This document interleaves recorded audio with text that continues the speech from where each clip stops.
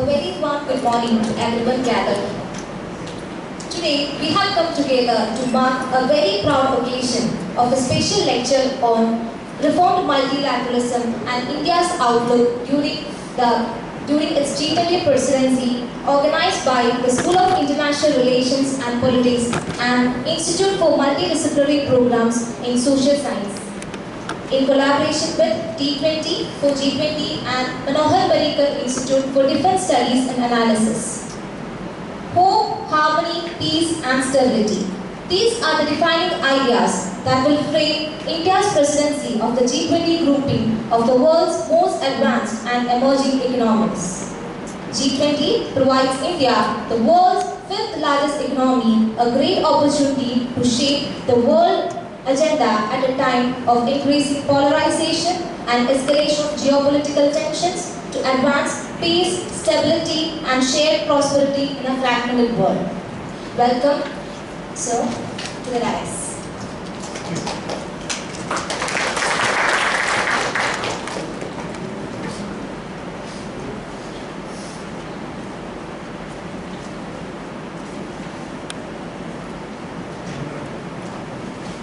Without further ado, I would like to welcome Professor C. Vinodhan, Director, School of International Relations and Politics, for the welcome address.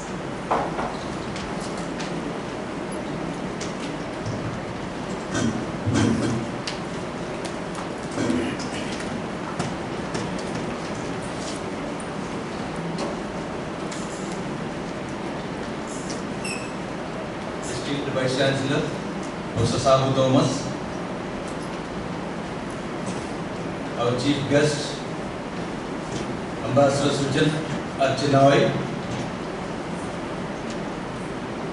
Director, Manohar Parrikar Institute, Defense Studies and Analyses, and also the Chair of the T20 Chair, Colonel Dr. DPK Pillay, Research Fellow, Manohar Parrikar Institute of Defense Studies and Analyses, Dr. George John, Coordinator of this program, Director, IMPSS, faculty members, my dear students. At the outset, I would like to say that this is a great occasion for the School of International Relations and Politics, IMPSS, and also the Mahatma Gandhi University, because we are also becoming part of the G20 activities across the country. As we all know that we are getting news about the different initiatives of the G20 working groups, different committees, different programs.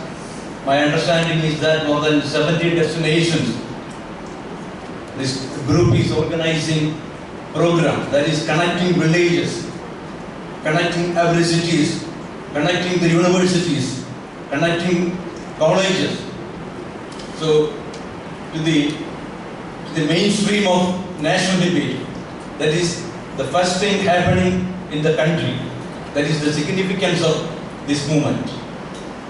I congratulate our chief guest for initiating such a wonderful movement in connecting the Connect India program. I would like to say this as a Connect India program in foreign policy and matters of international relations. So, my assigned duty is to welcome our chief guest. Before coming to my formal duty, I would like to just conceptually introduce what we are discussing today. As you know that today's special lectures will be focusing on the reformed multilateralism and India's outlook during the G20 presidency. The title itself shows the significance of this debate. So as students of IR and social sciences, we are familiar with the concept of multilateralism. You all know that the multilateralism is a coordinating efforts of different countries and for addressing different issues. That is the conceptual definitions. But we are taking India with its new presidency under the leadership of India. We are taking a new debate, that is a reformed multilateralism. Why it is reformed multilateralism? Because in the leadership of India find that there are some drawbacks in the existing or the ongoing debate on multilateralism. So we needed to create a reformed multilateralism to address the existing challenges and the emerging challenges in India and the world today. As we all know that the global situation is a flux. Every day we are witnessing so many issues, a crisis every part of the world, even at the local level, at the global level, from war to war, conflict, then crimes, transnational crimes, then non-traditional security challenges in the forms of climate crisis, and all these things are we are confronting at the national level and also at the global level.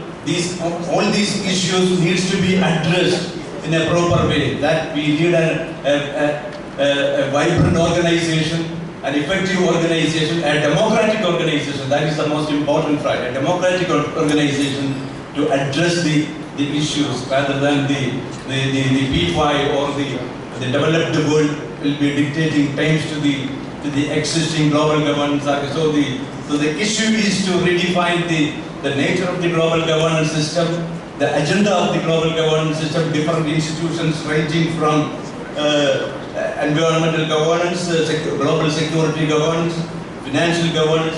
We all know that the trios of WTO, World Bank, IMF, they are hijacking all the activities. We have witnessed the weaknesses of the global health governance system during the pandemic. Pandemic as a lesson to all of us. The weaknesses, it reflected the weaknesses of the global WHO or the global health governance system. So in that context, this debate is going on. India is trying to project its sound by generating ideas from different parts of the country, different villages, and formulating ideas and connecting all these ideas to the G20 summit, which will be held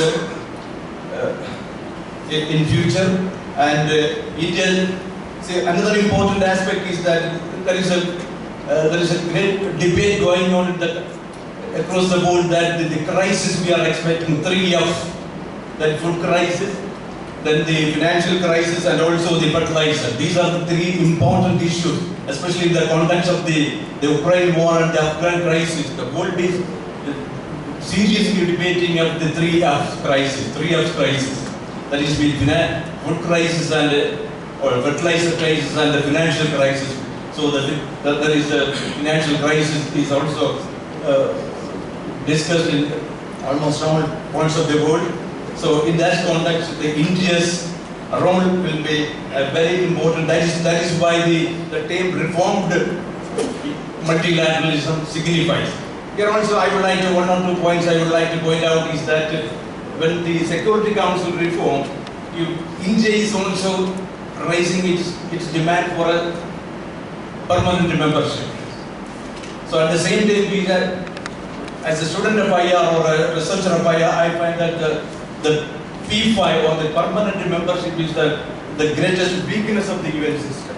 So by protecting India is also then again creating another allied group of classes. It is maybe 10 or 20. So we need a democratic UN to address the issues, especially the voices of the voiceless, or especially the global south. In my own understanding about the current debate which is going on in India, listening to our foreign minister and also foreign secretary and others recently in one of the meetings in Delhi, and I understand that India is going to effectively address the issues of the global south.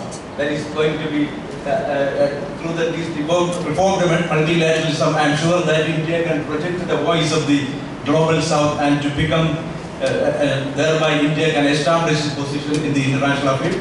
With these words, I stop here and I can straight away coming to my formal duty of welcoming our dignitaries.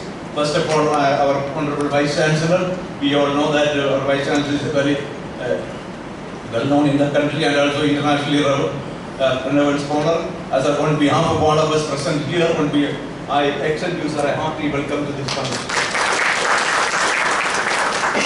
And Ambassador Chinoy also, you are very familiar with him. You also very extensively wrote in foreign policy and security matters. On behalf of all of us present here, I extend a hearty welcome, and also I also welcome our speaker, DPK Pillay, to this function.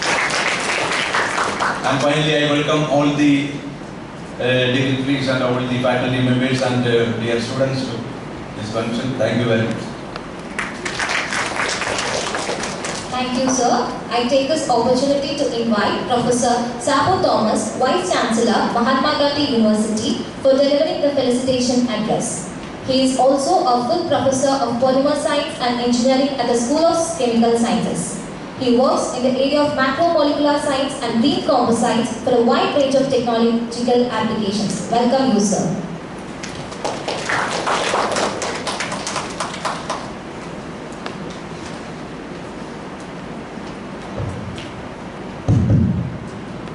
Very good morning to all of you. Director of the school, Professor Vinod, our distinguished speakers today, Ambassador Sujan R Chinoy and Colonel Pillay,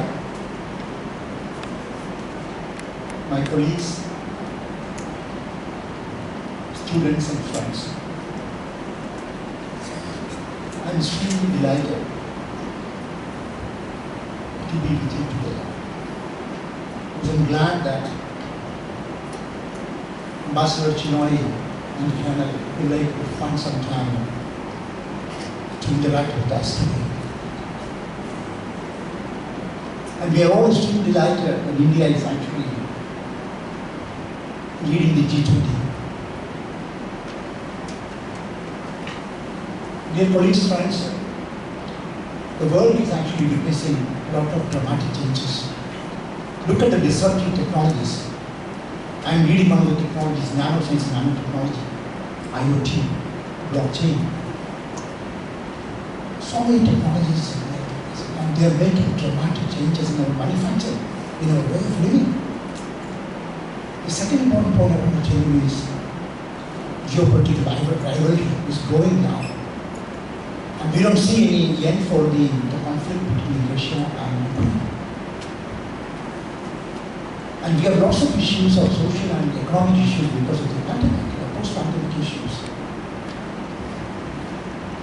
And we are also facing climate change and global warming.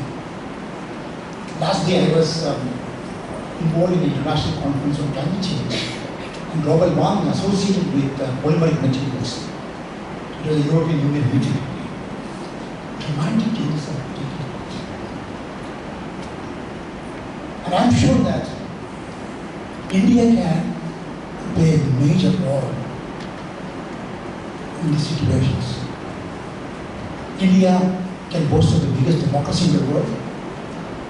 And within a few years, we are going to overtake China because we are going to be the most populous country in the world. Look at the GDP. India is performing pretty well. And fifth largest economy in the world. The last day I was discussing with JNCSR, Bangalore. India is number 3 in the world in terms of publications, research publications. United States, China, now India. Look at the startup ecosystem. India has one of the best startup ecosystem, and Kerala is leading in the startup ecosystem. So India can boast a lot of things. And India is also, quite active in the past. We were quite active in online programs. So I'm sure that taking up the presidency of G20, India can do many things. And today, dear colleagues, friends, we are discussing a very important topic. Reformed multilateralism. What is multilateralism? International cooperation. Reformed multilateralism. I think India can make it work. And today we have Ambassador Chinoy and Colonel Pillay. I request my colleagues, students, faculty members to be very active interact with these people, understand the limits of one's better. And I'm glad that international relations and politics is interacting with IDSA. For some time, Vinodhan said we are trying for a new project with IDSA. Let us have very active cooperation with the IDSA. I'm glad to tell to our guests that we have signed more than 200 MOUs worldwide. And we have a large number of international cooperation, more than 100 corporations. You name any country, MGU has research cooperation. We have such a huge network worldwide. And Mahatma Gandhi University is ranked within 300, 400 to 500 band. First time as the university has been ranked by Times International Ranking 400 to 500. Look at our national ranking. Look at our publications, patents. We are the best in the system. I'm sure we can do a lot of cooperating program with IDSA. And I wish all the best program and also congratulate my colleague in organizing such wonderful meetings. Thank you so much. Let us look forward to the talks of Dr. Chinoy. Thank you.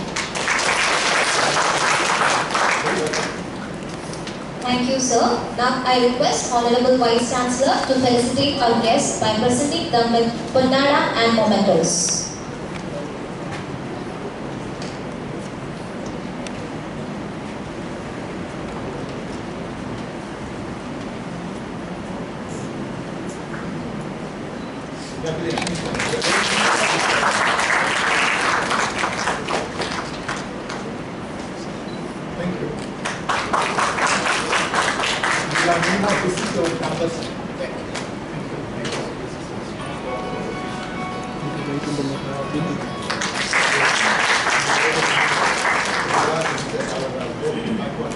Are you taking them for a boat ride? Yes. Yeah, next time we should go for a boat ride. When I take Indonesia.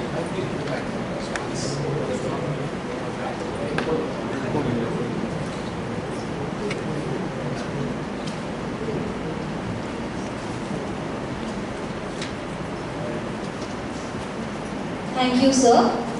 Now, I would like to briefly introduce our chief guest for the day, Ambassador Sujan R Chinoy, T20 Chair and Director General of Manohar Parrikar Institute for Defense and Strategic Analysis, New Delhi since 2019.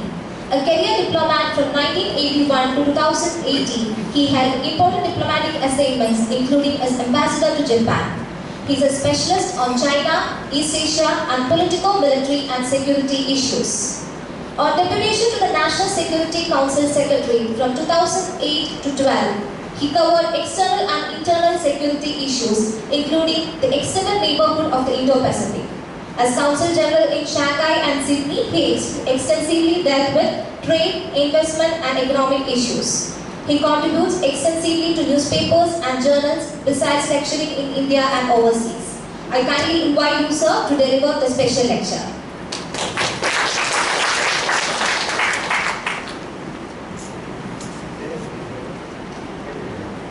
Professor Sabu Thomas, Dr. Vinodhan, Professor Jojin, ladies and gentlemen, my young friends before me, I wish you a very good morning. It's my first visit to Kottayam. It's my first visit to the Mahatma Gandhi University here. It's not my first visit to Kerala, it's my second visit to Kerala.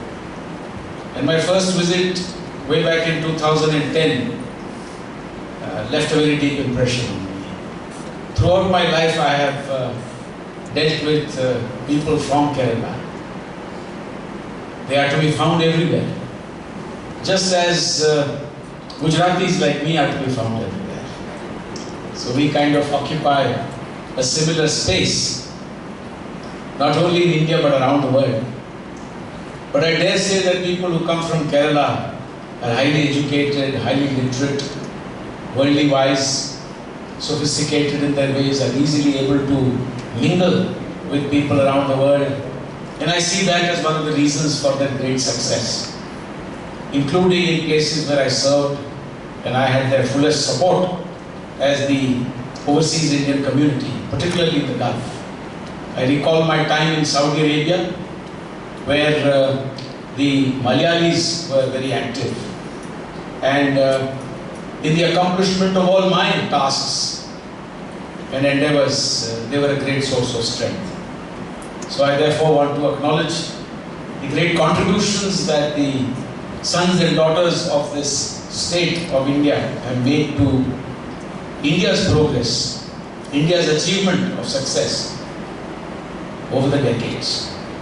You may also be wondering why I am dressed in a suit. The weather here actually, I would say, does not permit wearing a suit and a tie. But I thought when I started that I would implement the first principle of golf, which is that you always overclub, you don't underclub. It reminded me also of an incident that took place when Mahatma Gandhi visited London for the talks. It was in 1931, the Round Table Talks. And after he had met the King of England in his loincloth, he was asked by some journalist how he felt about the whole thing, seeing the king, no less, that too dressed in his loincloth. And Mahatma Gandhi was very witty. He was very quick to give his riposte, and he said, I felt perfectly all right because the king, His Majesty, was wearing enough for the both of us. So today, you may well take it that I'm wearing enough clothes for not just myself, but to account for some others as well. Ladies and gentlemen, I have been asked to speak on a topic which is of great relevance to us today. And the background to this is essentially the world that we live in, a world which is increasingly in a state of flux, a world which one can say safely is in disorder. And we are going through an era of polycrises. Some are now talking about new lexicon of perma-crisis. We've heard of permafrost, but we have not heard of perma-crisis. And this is because of the rise of several, multiple, back-to-back, continuous, irreconcilable, intractable problems to which there seems to be no immediate solution. All the known vectors of globalization as we know it over the past few decades, whether it is trade, whether it is technology, whether it is finance, whether it is human resources and their movement around the world, these are under duress, these have been challenged.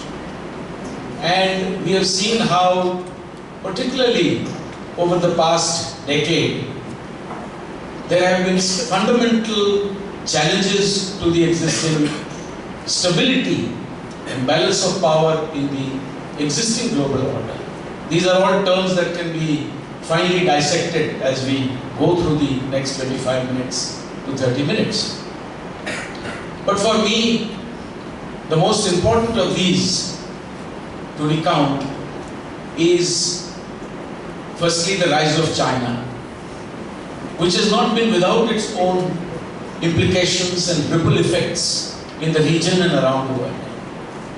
So as a point of departure, if we look at the rise of China, we can see that alongside its tremendous achievement on the economic field, its economic rise has also led to a degree of military rise and widespread apprehensions about China's unilateralism and militarization of its state.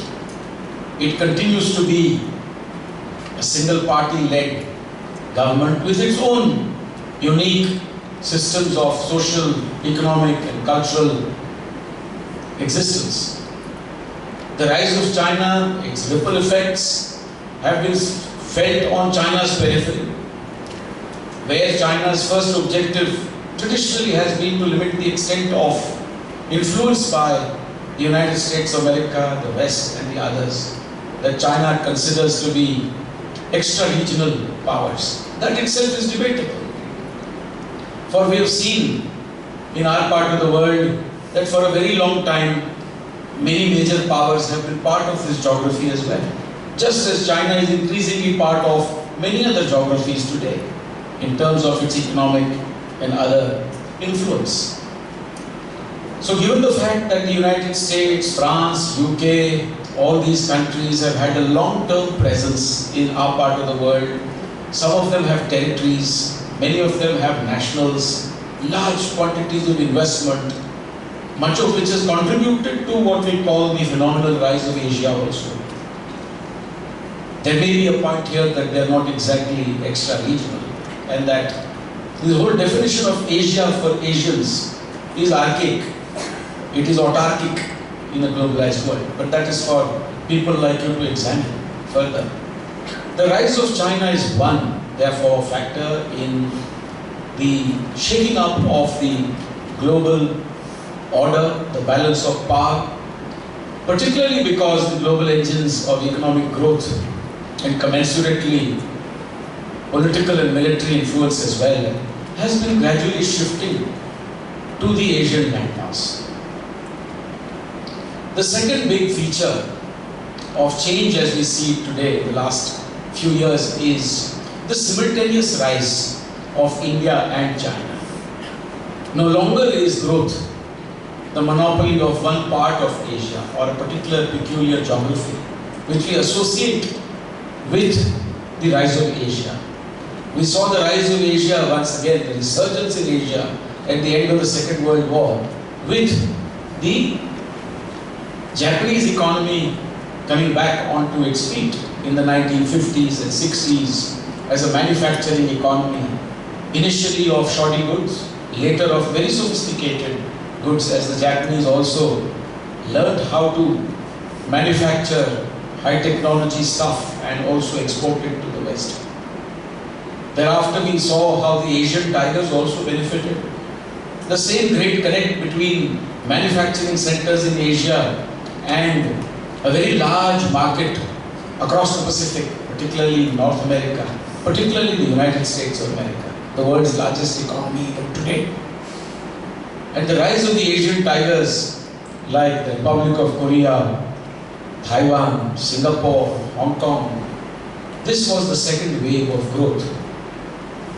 In the third wave we saw China with its open door policy, reforms, modernization, post late 1970s also hit the same curve and emerged as a very vibrant economy. Essentially also because it accessed the same large economy across the Pacific in North America. The one common feature of this rise, therefore, is the connect between North American markets, Western markets across the Pacific Ocean, connecting to a certain landmass in Asia. But this is what we normally call as the Asia Pacific. The Asia Pacific, therefore, is a feature that also emerged alongside the existing global order in the post-World War II era. From the ashes of that war, as these economies were once again coming into their own, today that growth and development in the 21st century is no longer limited to East Asia. It is no longer limited to one part of Asia.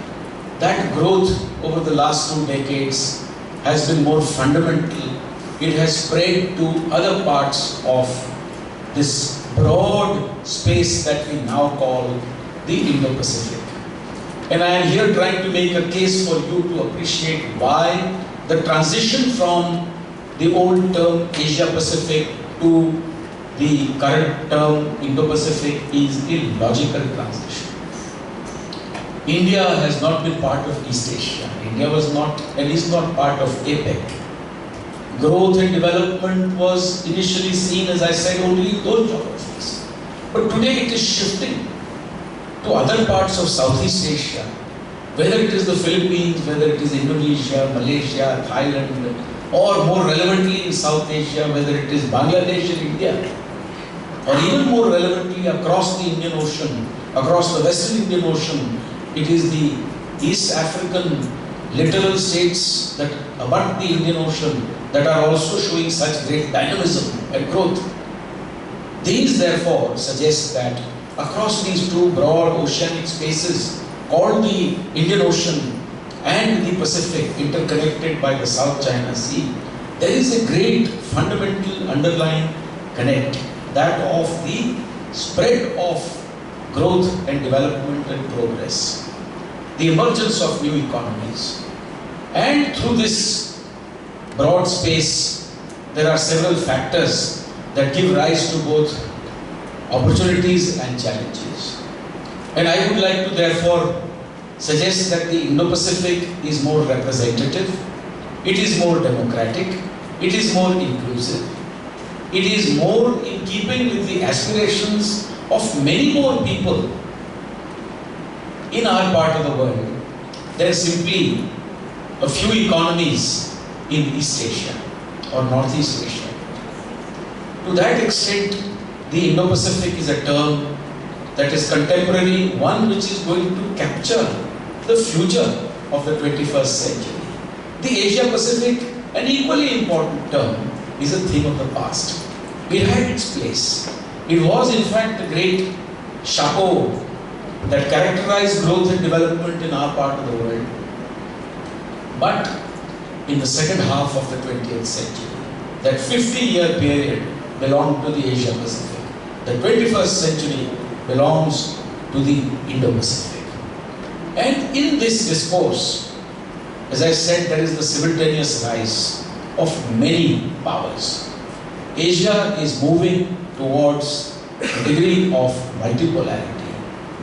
And in that, it is vital and important that unipolarity does not usurp the inevitable and intractable movement towards several poles, several power centers. So there is a clash between the concept of multipolarity and unipolarity in Asia. India is emerging as one of those new poles, new power centers, new economic centers as well. But I'll come to that a little later. Through this great expanse of the Indo-Pacific, that itself is changing the global balance of power today, we can see that there are 6 factors, broadly speaking. I describe them as the 6 T's, which are responsible for providing opportunities but also providing a large number of challenges. What we make with these 6 T's will determine the course of the 21st century. And these are not limited to the Indo-Pacific. Equally applicable at the global level. Equally applicable when we are looking at what is happening in Europe today. And let me therefore briefly describe what is happening in Europe before coming to the 6 T's that I want to talk about. Another major change that is taking place today is that economies all around the world are grappling with post-pandemic recovery. The great challenge of economic recovery everywhere. The pandemic upended the global economy. It set the clock back on developmental agenda. It also resulted in a lot of friction between major powers with regard to the politics of the pandemic. These politics of the pandemic reverberated through many known multilateral structures, whether it was the United Nations Security Council, whether it was the WHO, whether it was the WTO, and many others. We found that the politics of the pandemic were a parallel challenge to the challenge posed by the COVID-19 pandemic itself. The healthcare challenge therefore became more complicated. And we find that the COVID-19 pandemic accelerated the emerging differences between major powers. For example, the friction between the United States of America and China as a result of China's rise, as a result of this grating and rubbing up of an emerging hegemon with an existing hegemon, that became more complicated with the advent of the COVID-19 pandemic and the politics of the pandemic. And we are now in a phase where economies all around the world are trying to come out of that particular trough in which everybody found themselves. India has done very well. India has emerged as the most resilient economy in the post-pandemic period, despite the naysayers, despite the doubters who felt that India didn't fare very well. The fact of the matter is that India fared much better as compared to what we now see are the results of the devastation caused by the pandemic. With about 7 to 7.5% growth, it is the Indian economy that is today seen as the economy of the future. One in which the world is placing long-term bets. The global economy today is taking a long-term bet on the emergence of India as one of the world's largest economies in the 21st century before too long. Over the next 15 to 20 years, what is described in our parlance in India as the Amrit Kal period, beginning the celebration of the 75th anniversary of our independence last year, up to the time that we celebrate the centenary of India's independence.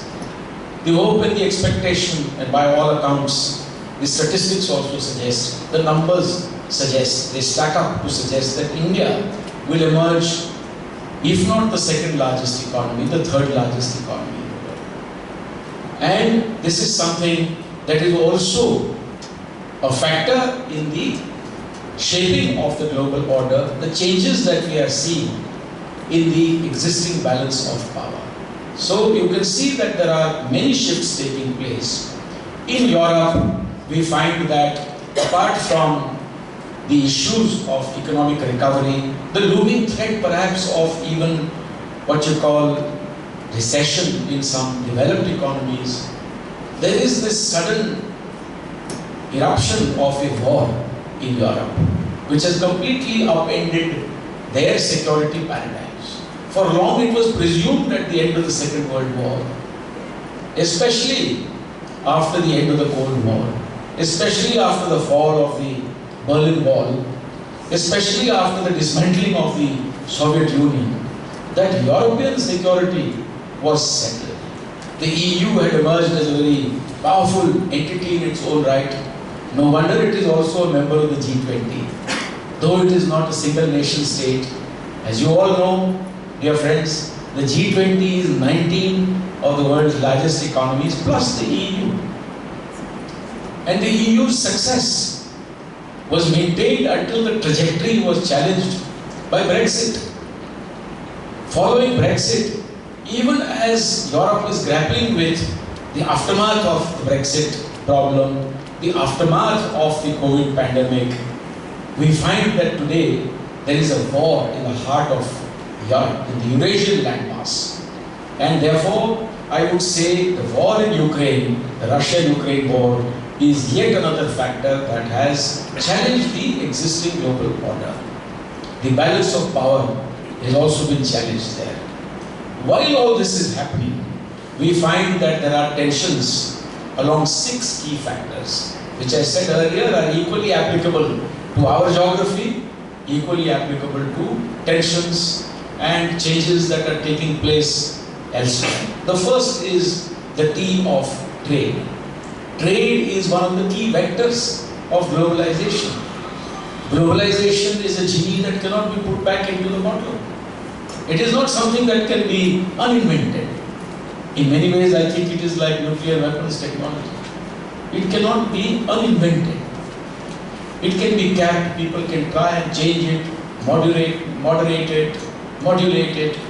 People can engage, countries can engage in sanctions, tariffs, non-tariff barriers, technical barriers to trade, but trade is fungible. Trade generally works on the basis of demand and supply, on the basis of how countries have emerged as fulcrums of certain supply chains in manufacturing. And much of this is not led by governments in any case. It is led by private sector, entrepreneurs, industrialists, exporters, importers. And trade therefore has emerged both as a source of opportunity in globalization, which it has always been, but also as a source of friction today, because of the fact that some countries have been better able to make use of globalization. There is also criticism that some have gamed the system. There is criticism against China that its entry into the WTO only facilitated its rise manifold, especially after the United States supported its entry into the WTO by giving it firstly what is called permanent normal trading status in 1999 on a one-time basis, and then in the year 2000 giving it through legislation permanent normal trading status. Something that had been an annual feature of certification since 1989 post-Tiananmen. And with China's entry into the WTO, China's growth thereafter was phenomenal. It was supposed to be declared a market economy at the end of 15 years of membership of the WTO, but that didn't happen in 2016. For nobody was ready to give it a market economy status in recognition of the clear fact that it is a state-led economy. It is state capitalism, as we call it today. Be that as it may, it is a model.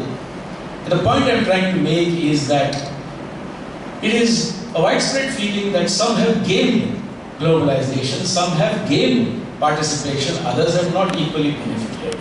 And therefore, there is criticism of, globalization and China's presence there. But we have also seen that trade is not something that can be easily tampered with. There is a widespread feeling that decoupling, or the very notion of decoupling, has not been very successful. Precisely because it is not necessarily in the boardrooms of ministries and government departments that you can determine the entire character of trade and supply chains. The second T is that of technology. Technology today is racing ahead, and scientists of this university and people like Professor Thomas would know more about what science can do. The runaway developments in artificial intelligence, IoT, big data today, the inability of either security concepts and paradigms or even rules of the road to keep up with such developments is visible today in space technologies, in cyberspace, in AI, in this whole discourse and debate about who has rights over the data, whose jurisdiction, who possesses this, whose product is it, what is privacy today in that domain.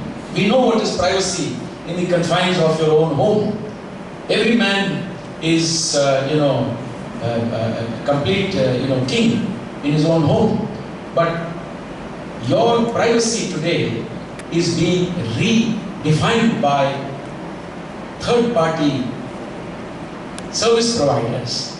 Your participation in that globalized net today of social media, cyberspace, browsers, search engines, access to data, and for access to information, for the ease of giving information, you are also willy-nilly signing on to the notion that your privacy is not exactly what you think it is. Technology is a space where there can be what you call mitigation steps taken by various governments to limit technologies for others, especially technologies on which rides a lot of security or technologies in which billions of dollars have been spent by way of R&D. And so in that space, I think, despite all the emerging opportunities, there are also challenges. There are denial regimes, there are sanctions. The United States of America has passed, for instance, the Inflation Reduction Act, just to cite one, or the CHIPS Act, or the Science Act, etc. There are so many other pieces of legislation. And you see the friction on account of semiconductors. The Chinese are at the receiving end now of that denial regime, where once it was freely able to access, without any problem, US technology. The US has now decided that this is our technology. We're not going to give it to a country that is not like-minded. In their view, there is therefore the effectiveness of imposition of technology, regimes and sanctions. The third T, ladies and gentlemen, is that of territorial disputes, the T of territory. Not only affecting the Indo-Pacific, not only the East China Sea, the South China Sea, the high Himalayas where we have had problems with the Chinese, but also in the heart of Europe. You can see irreconcilable differences, irredentist claims over territory, over waters, over jurisdiction, even in the context of given constructs such as UNCLOS and the rules of the road created to prevent friction. There are still disputes and divisions because the whole notion of an extended exclusive economic zone is still undergoing changes because of the provisions that allow you to claim more territory on the basis of better what you call scientific surveys of the seabed, of the continental shelf, and so it's an ongoing story. There are countries that have signed UNCLOS but not ratified, as we have seen in the case of the United States of America. And we have seen the United States of America upholding UNCLOS, speaking about the utility of UNCLOS without having themselves actually ratified UNCLOS. Then there is China, which has both signed and ratified UNCLOS, but which is obviously currently the country that is cited as the country that is upending all that UNCLOS stands for as a result of its unbridled construction of artificial islands in the South China Sea, etc. Claims which the Permanent Court of Arbitration has thrown out of the window. In 2016, as you are aware, the Permanent Court of Arbitration of UNCLOS said that these claims are completely wild, that China has absolutely no claim over the South China Sea. Of course, there are ways of looking at how to deal with such decisions taken by permanent courts and the international community. In the case of China versus the Philippines, China completely ignored the decision of the Permanent Court of Arbitration. But in the case of India and Bangladesh, the same Permanent Court of Arbitration decided that Bangladesh's case is stronger, that India must give up its maritime claims, and India gave it up gracefully. It's a fine example of how you can react to, decisions like that, which give you a chance to build peace and better relations with neighbors. One country like India took that chance and gave up its claims. Bangladesh is in possession of those waters today, EEZ. Another country in the South China Sea ignored it. Be that as it may, territory today, whether in Taiwan or whether elsewhere in Ukraine, is at the heart of many disputes in our part of the world. The matter is further complicated because of historical issues. Here there is a certain contestation and friction between civilizational states. Civilizational states do not operate merely on the basis of GDP. GDP of X country may be 5 times bigger than GDP of Y country. But the psychology of civilizational states, when they interact with each other, when they rub up against each other, as in the case of India and China, is of an altogether different character. The fourth T is that of terrorism. This divided world of ours, this fractured world in which friction over trade, the China-US friction, the COVID pandemic, the war in Ukraine, has accelerated known differences, widened the gulf and the chasm. These have been worsened, not just because the UN Security Council and the other great structures of the existing multilateral order cannot address these issues. It is further complicated, but they cannot even agree on long-standing issues like terrorism. Terrorism and the threat of terrorism to peace and stability in societies everywhere predates all these challenges that I am talking about. Terrorism has always been a threat to the global order. It has been a threat to peace and security everywhere, at least since 9/11. Before 9/11, terrorism was seen as a South Asian problem. It is India's problem. After 9/11, the world has come to recognize that it is a much broader threat, that it affects everyone. but yet there is no common definition. Nor is the UN Security Council able to reach that common definition even on the listing of known and proscribed terrorists. As in the case of terrorists of the LET, the Lashkar-e-Toiba or the Jaish-e-Mohammed, who are proposed for listing at the UN's Al-Qaeda and Sanctions Committee, also called the 1267 Committee. A state like the People's Republic of China has been resisting that listing. Obviously, in outright support of such, groups that are nurtured across the border in Pakistan. So, terrorism is also causing a weakening of existing multilateralism. The fifth T is that of tenets and narratives. The world today is rapidly evolving into, on many counts, binary choices. Democracy versus autocracy, a liberal, open trading order against what you call state capitalism. In the initial stages, of course, this discourse came up precisely because of COVID. And in the first phase, there were suggestions that the autocratic, authoritarian, single-party, non-democratic system had been better able to contain the COVID pandemic. That it had been better able to allow the country to function in the face of that great challenge. This is primarily because of the Chinese claim that they were better able to handle COVID as compared to the devastation caused in the West. But that was a short-lived moment, a claim that fizzled out very quickly as China went into the next phase of prolonged lockdowns, prolonged deterioration in economic activity, inability to transport goods in and out of the country, within the country, etc. But the discourse is still out there. Whose system is superior? Is it democracy? Is it autocracy? Is it communism?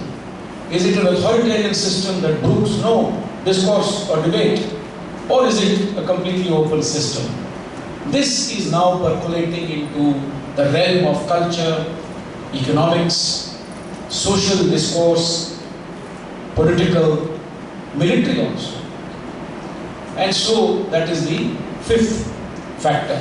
Tenets, they are very divisive. They polarize the world. And the binary part of it is very difficult. But in that space I see hope for India. Because where there is a binary choice, the world today needs more choices, multiple choices. Is it possible for a country like India, I ask, during its G20 presidency, to provide that third choice? A choice which is not about joint communiques. It is not about bringing geopolitical issues into a structure called the G20, which is essentially devoted to economic and financial issues.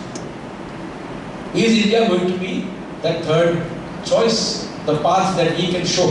One of trying to bring the focus back onto economic and developmental issues, keeping geopolitical issues out, trying to provide contesting major powers an opportunity to sit together outside the dysfunctionality of the United Nations, outside the dysfunctionality of the Bretton Woods structures, to see if they can get off that gridlocked highway, an impasse that has been created on the arteries of geopolitics and geoeconomics. If they can step away for a moment, sit together, agree on certain low-hanging fruit without losing face. And so the last T is that of trust. Trust has been a casualty in all this. There is complete lack of trust today. The world today has now descended into a fractured mode. I still feel it is hairline fractures. It is not a compound fracture. Compound fractures are harder to heal. Hairline fractures are easier to heal. And I think if we do the right thing of putting a cast around these primordial instincts that are surfacing, selfish, very nationalistic instincts around the world, we may be able to heal those fractures at this stage and build better trust. Having said that, let me also say a few words about this G20 moment that India faces today. Ladies and gentlemen, the G20 is a very important group. Amidst this scenario where you find the existing global structures unable to deliver, on matters of peace, security, development, growth, recovery, debt distress, climate action. Against that scenario, we can see that the G20 is by and large a representative grouping. It is at least more representative than the United Nations Security Council, which has 15 members. Here there are 20. In the UN Security Council, nothing will be done unless the permanent five agree. They have a veto power there. The veto power of the privileged few. Those that have always sought exceptionalism for themselves, often under the garb of democracy, often among the garb of, under the garb of cooperation. But the G20 has no veto system. The G20 therefore is a representative grouping which was created essentially to address the challenge of the Asian financial crisis in 1997 at the level of finance ministers and central government bank governors, and later elevated to the level of heads of government in 2008 after the two global financial and economic crises. And it has done some good work in the past as well. For example, if you recall, after the 2007-8 crisis, through the G20 process, the IMF, international financial institutions like the IMF, were also convinced to give what you call special voting rights, which were increased from 250 to 750 for many countries. Change may have been minor, but there was some change made there. It has tried its best in the past to address some of these global challenges. A broken multilateral system should not be rejected. The G20's focus is not on challenging the existing global order, emerging as some kind of a separate power structure in its own right. This is not the objective, nor should it be the objective. The idea is also not to throw the baby out with the bathwater. Multilateralism is very important. If global challenges are to be addressed, whether economic recovery, whether it is climate action, whether it is healthcare and pandemics, whether it is to avoid a new kind of colonization in the digital space of data poverty and cyber colonization, the global community will have to work together. Even to prevent the arms race in space. In low Earth orbit today, there is a lot of ferment and action. Lots of satellites have been put up by various countries to focus on security issues. There are no rules of the road.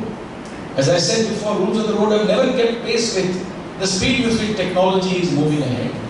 And so therefore, ladies and gentlemen, it is very important to conserve but reform multilateralism. The G20 is not there to challenge the existing global order, but to work with it, to give it an opportunity to take a hard look in the mirror as to its achievements, its frailties and foibles, and what can be done to improve that in the future. For India, this is a moment like never before. 4 developing countries are chairing the G20 back to back. The Troika today, as we call it in the G20, comprises of Indonesia last year, India this year, Brazil next year. Even after that, it is South Africa.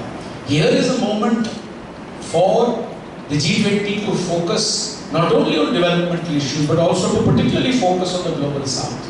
And India, as Prime Minister Modi has said more than once, wants to make it inclusive, action-oriented, decisive, result-oriented, to cast the net as far and wide as possible, leaving none behind.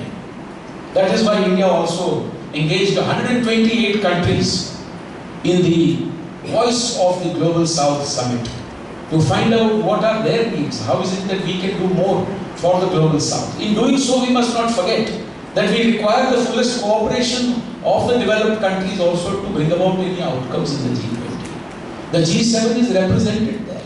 In the G20, it is also very tempted to time and again bring in the geopolitical issues of the day, because it is itself currently obsessed with the war in Ukraine. So it is naturally going to happen that some of that will trickle into the G20 discourse also. But our objective is to keep all these on board. The Global South as well as the G7. It's the first time that it is a people's G20. Now you might ask, what is the whole purpose behind taking G20 out to the rest of the country? Tell me in black and white, 1 plus 1 is equal to 2. What exactly do you get out of all this? It's a nice way of debating it. But the issue here is also of providing India, the whole of India, a chance to connect with the outside world, with more than 200 events being held in more than 55 cities across all 28 states and all the union territories of India. You are giving the local economy a chance to connect through the one district, one product concept. You are giving a chance for local tourism to develop. You are giving, for instance, a well-known state like Kerala once again a chance to rebrand itself as a destination, God's own country as you put it, for tourism, for cuisine, for culture. And it is therefore a moment for branding India. This is an investment also that we are making in this 1 year, the fruits of which will be felt for the next 10.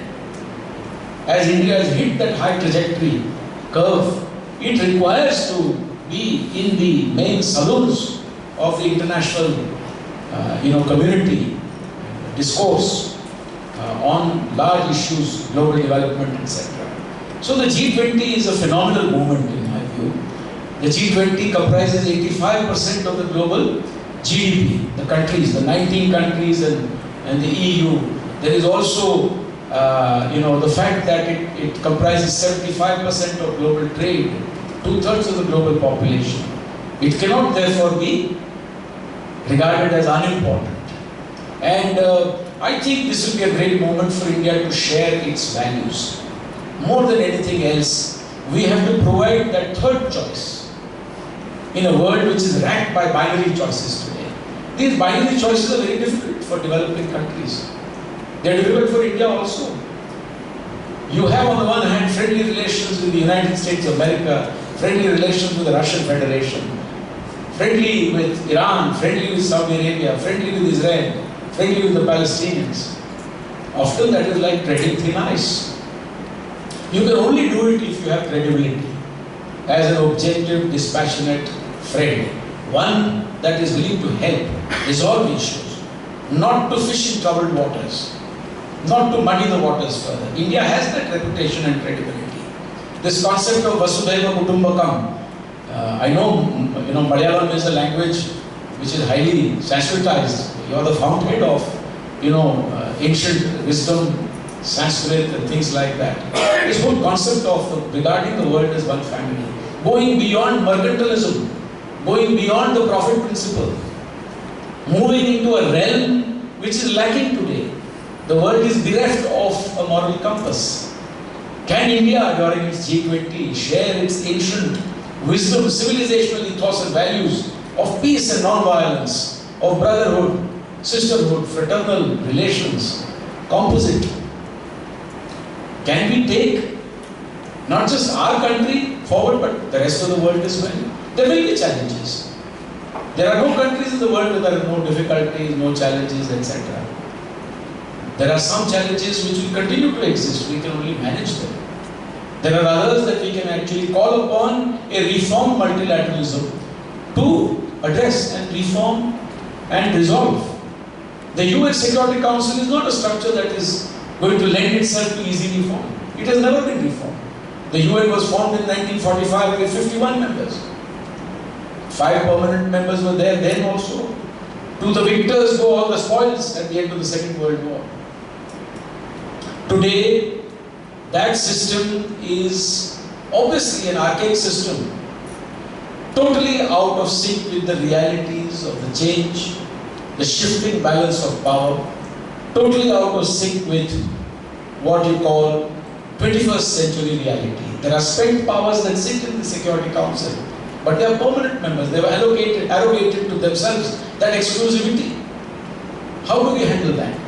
Between 1961 and 1965, the United Nations debated this for 4 years and was able to only increase the non-permanent category by 4, taking the total number of non-permanent members from 6 to 10 and the total membership of the UN Security Council from 11 to 15.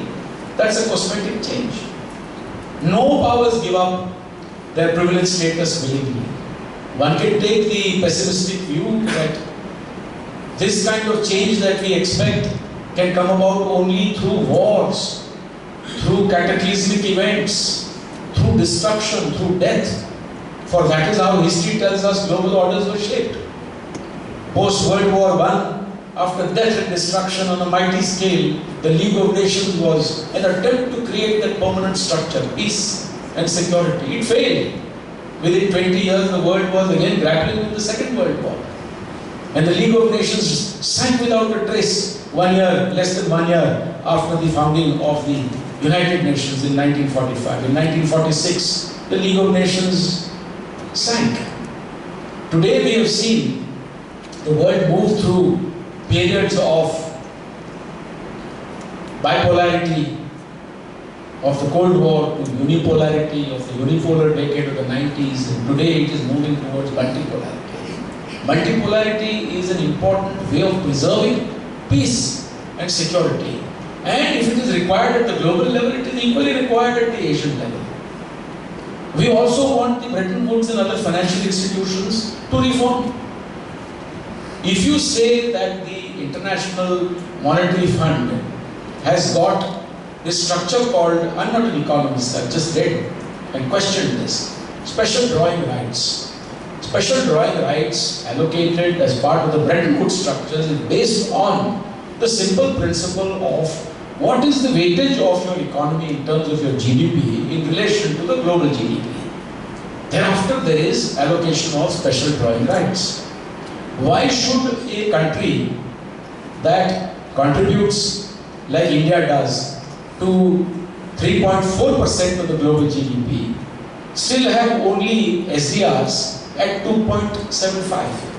Why should an economy like the United Kingdom, which we have left behind, now that we are the 5th largest economy, contributing to, say, less than what India contributes and yet has a 4.7% share in terms of SDRs? That is the unfairness of the global system. It may not change overnight, but it should be a country like India that works hard to, during its G20 presidency, to give that third choice of pondering, of peaceful negotiations, of trying to use the power of conviction to bring about that change of heart, even if it is difficult, to bring focus back onto the real issues.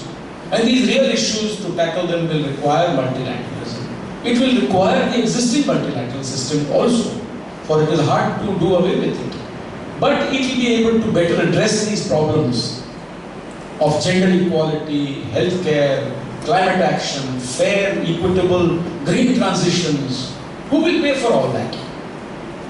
The global community will have to come up with new solutions, hybrid solutions, public-private partnerships, a new kind of finance, an ability to understand that net zero targets simply spoken about are addressing only adaptation and not mitigation.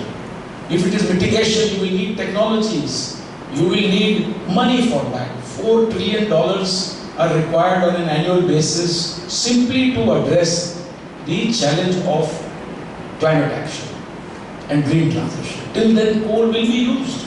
People have to survive. The industrial world took 150 years to get where they did. Others have to telescope their development into shorter periods.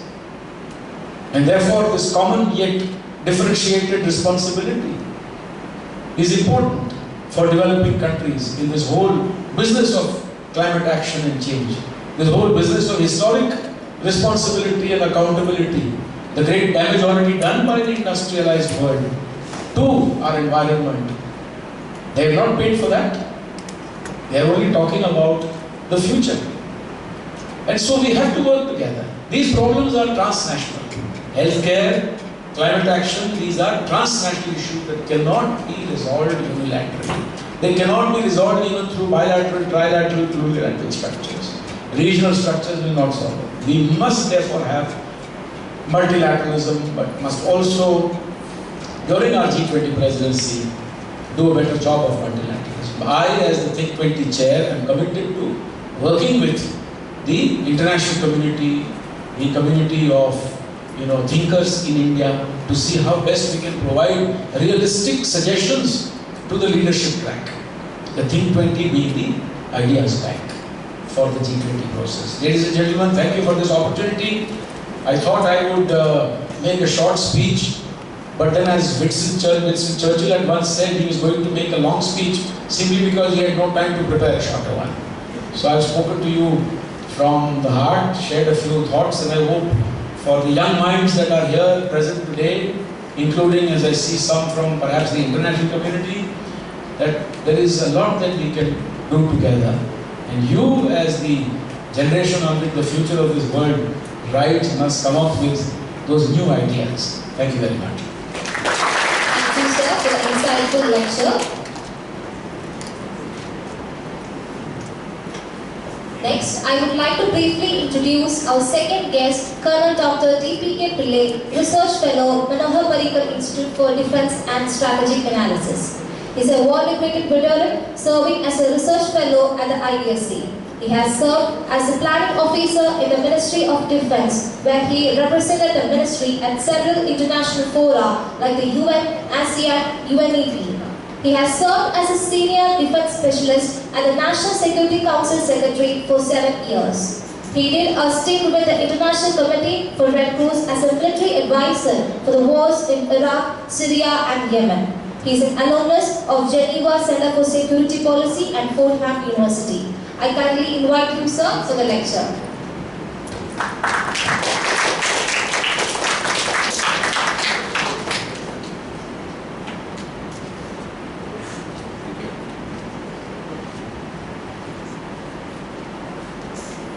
Firstly, I must confess, I was also supposed to be dressed well, but like a Malayali, I was carrying coconut oil everywhere.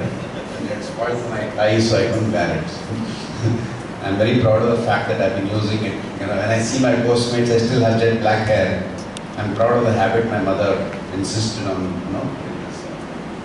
I'm half dressed. So respected Professor and Dr. Jojen and teachers and of course our Director General. It's a great honor for me to be here. I'm from Kottayam. I'm from Etamanur. So it's a big privilege for me to come here to this college, to this prestigious university and address you all. I also want to make a confession. The presentation that Jojen had asked me to make was on sustainable development goals.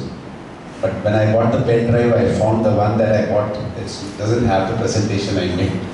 So I'm reminded of a joke when I was my father was in the army, so we used to keep roaming around everywhere.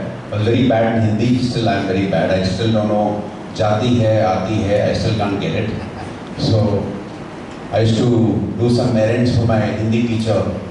And I asked him, sir, kal nibandh kya aayega? He said, ek kusti ka match aayega. So I prepared kusti match and all for 300 words. And then finally, when the question paper came, it came Adbhut Rail Yatra. I said, sir, hum to kusti ka match tayar kiya hai. He says, train ko rok do aur kusti ka match dekho. So I'm just modifying my presentation, which I made yesterday, and I'll make this. I'm going to talk on human rights and human values, which I presented yesterday at the Amrita University. And since I'm from same place as Arundhati Roy is supposed to have said the Indian Army is an occupation army.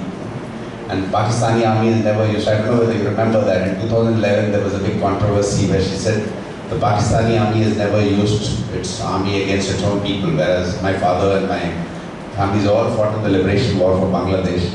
And she said we are an occupation army, the Indian Army. So I'll just take your permission to play a small little video so that you know where I come from.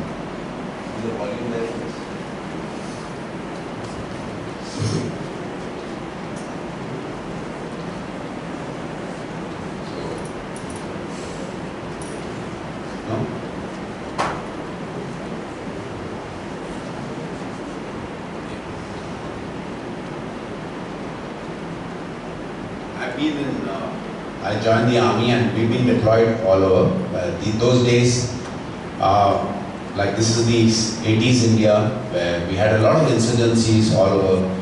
We had Assam, the ULFA and all Assam Students Union asking for a liberation. We had Manipur, we had Nagaland, we had the Kashmiri insurgency which had come in, and we had Punjab. It's very creditable for a state like India, which has really managed to keep all its insurgency. It shows the true strength and the character of the Indian state. When it tries to mainstream its opposition and include everyone. It's a very inclusive society. It's a model for the rest of the world in many ways. In a country where I was serving in Iraq, and I saw the way, firstly, the Americans invaded a country which was very peaceful. It was meant for that. It was never involved in the 9/11 attacks, but they, I used to work with them, and I realized when I traveled around to all those places, like I went to Mosul, I was there for documenting the airstrikes and others, and I realized that they missed the era of Saddam Hussein, but there was no this thing. There was, and these Americans came in there and infused an artificial, kind of a conflict between the Shia Sunnis, and created the ISIS and others. So when you look at our country, and you feel, having served in all these parts, that there's an inherent strength in our civilization, in our country, in our values, in our ethos. So this is my story. Basically, is that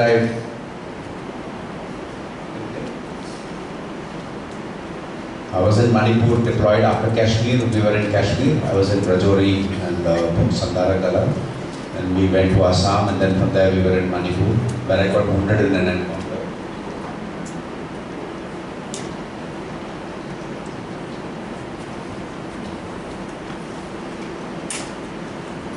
It was nice to have Professor Jojen over and with the staff to our institute that day, and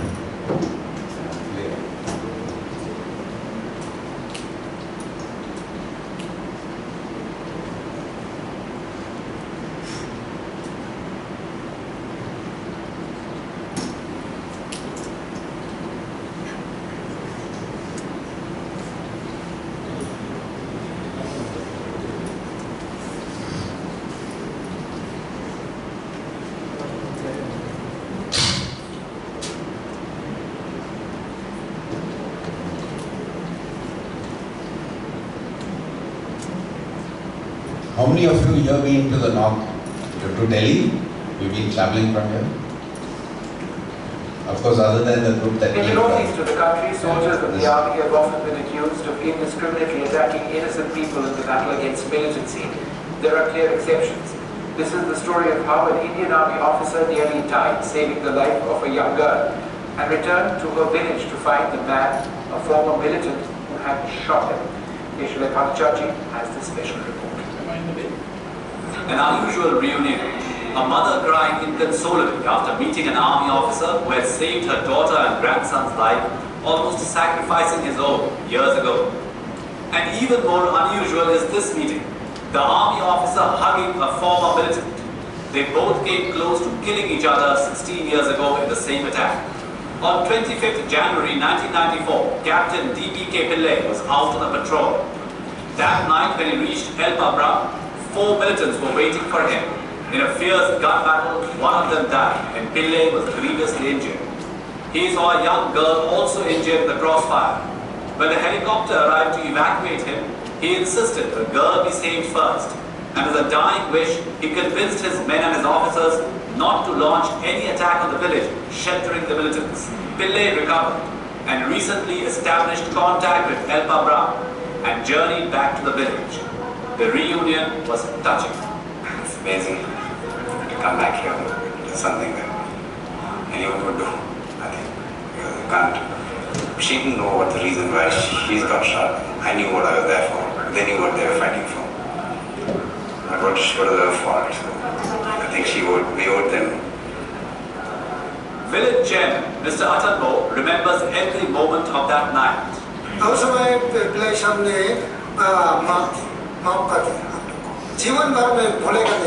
Massilu, the girl who was caught in the crossfire, is now a mother. Dingaman, the 6-year-old nephew of Massilu, was also injured in that gunfight.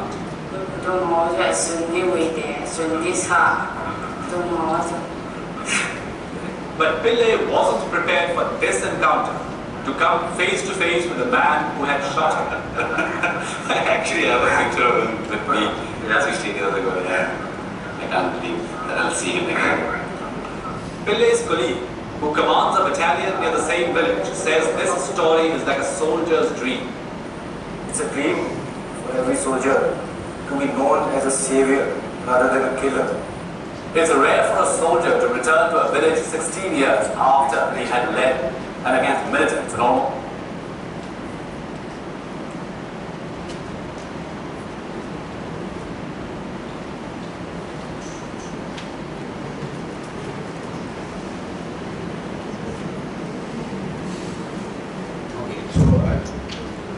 Again, this is not my presentation, it's got confused. This is basically, I just want to compare that there are two countries that became independent and was born in 1947. Can you just...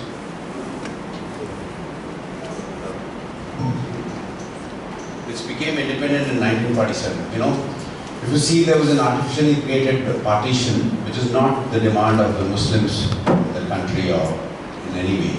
If you study military history, if you study the history of the subcontinent, you'll realize that there was an agenda which the Western world had, very much like what they have in Ukraine, what you see today. The Americans are fighting the war with Russia till the last Ukrainian. It's Ukraine which is going to be requiring $1 trillion to reconstruct them. It is not a Ukrainian required, it is not a Russian, it is a war that has pushed them. Because read what happened in 1992, they never agreed, they agreed to have a NATO to be, stop expansion. Because what has happened is, so they had an agenda. The agenda was to remain in the subcontinent and to continue to influence. It's never for the interests of the subcontinent. It is never for protection. They oversaw a partition which saw millions of people died. A non-violent independence struggle which really never had. We saw millions of Hindus, Muslims, Sikhs, and Christians, and everyone killed in that. The migration that took place. So it was, if you read it correctly now, with the ability to access those documents which are available, you'll realize that having read all those Rudyard Kipling's Great Game and others, they wanted to continue to be in this region. They wanted to continue to influence overlook the Persian Gulf and monitor the trade because oil was very important. And that's the reason why they created an idea of Pakistan. And that's why in 1971, when there was a genocide taking place by Tika Khan, they never ever objected to it. In fact, Henry Kissinger was supposed to be in Islamabad that time, and he took a plane out to meet Chinese from, if you read a book called Gary Bass's book called The Blood Telegram, you read the story where he's flown out, he established contact with the Chinese, telling them that there might be a likelihood of Indians moving into East Pakistan. We would like you to move your, kind of an assurance that that we would be. So if you look at it, you'll understand it is never a requirement of carrying for the Muslims or anyone. So this is whatever we have today, we have accomplished. It is not because of any constitution, or it's an inherent thing that is there in the Indian subcontinent, which is a very dynamic continent that has actually seen a lot of wars, not just now, it's been for thousands of years. There was a time when Vaishnavites were fighting the Shaivites, and then the Hindus were fighting the Buddhists, the wars, and you'll find that in the temple architecture and the others. So it has been constantly a state at war, but ultimately they realized the value of reconciliation. That explains why we wouldn't really hesitate to use force the way others are using in the West or in Pakistan. When Peshawar, 100 students were killed in Peshawar, Pakistan lost airstrikes against those people. In the entire history of Indian, like from 1947, there's only one instance in 1960s that Nehru authorized the use of an aircraft against when the treasury in this place was about to fall. And that's the only time accounted history. Otherwise, it never used airstrikes, never used air. So we like to see our people and our human rights protected. These are something. So this is something. The world gave this human rights, that idea of fraternity, equality, liberty came, through American independence and the French thing. But did they really implement it? Did they make it really universal? It wasn't. The French colonies that gave us, the ideas of liberty and all, they never really had those liberties with them. Africans were taken as slaves. We were taken as slaves. We were also bonded laborers called the indentured labor, working under, it was a human condition that we worked. So the West may have propagated that, but ideally these things have not come because of UNEHR or whatever. So they say that, the first documented idea of human rights was there in the Cyrus cylinder, which is, which emerged this Shah of Iran in 1971 when he wanted to celebrate 2,500 years. He propagated this available there. The DG himself has seen this original Cyrus cylinder, but do we really want to accept that? Like, are we to believe what the West tells us, or are we to see what exists in our own cultural thing? So when Ashoka, forget all the Mahabharata and everything, where the rules of war were there, where people said that beyond so much time that you cannot go to battle, wounded had to be evacuated. Those things are different. That is there. In fact, in the legend it is there. Ashwatthama still today roams around for the curse that he received for having killed young innocent children. When the war was over, to avenge Duryodhan's his loyalty to them, he went and killed all those young children, and he's still roaming around accursed. And people remember him, remember those elders for having attacked a young boy called Abhimanyu who was not even an adult. So those kind of things are there. But otherwise in Ashokan edicts, it very clearly.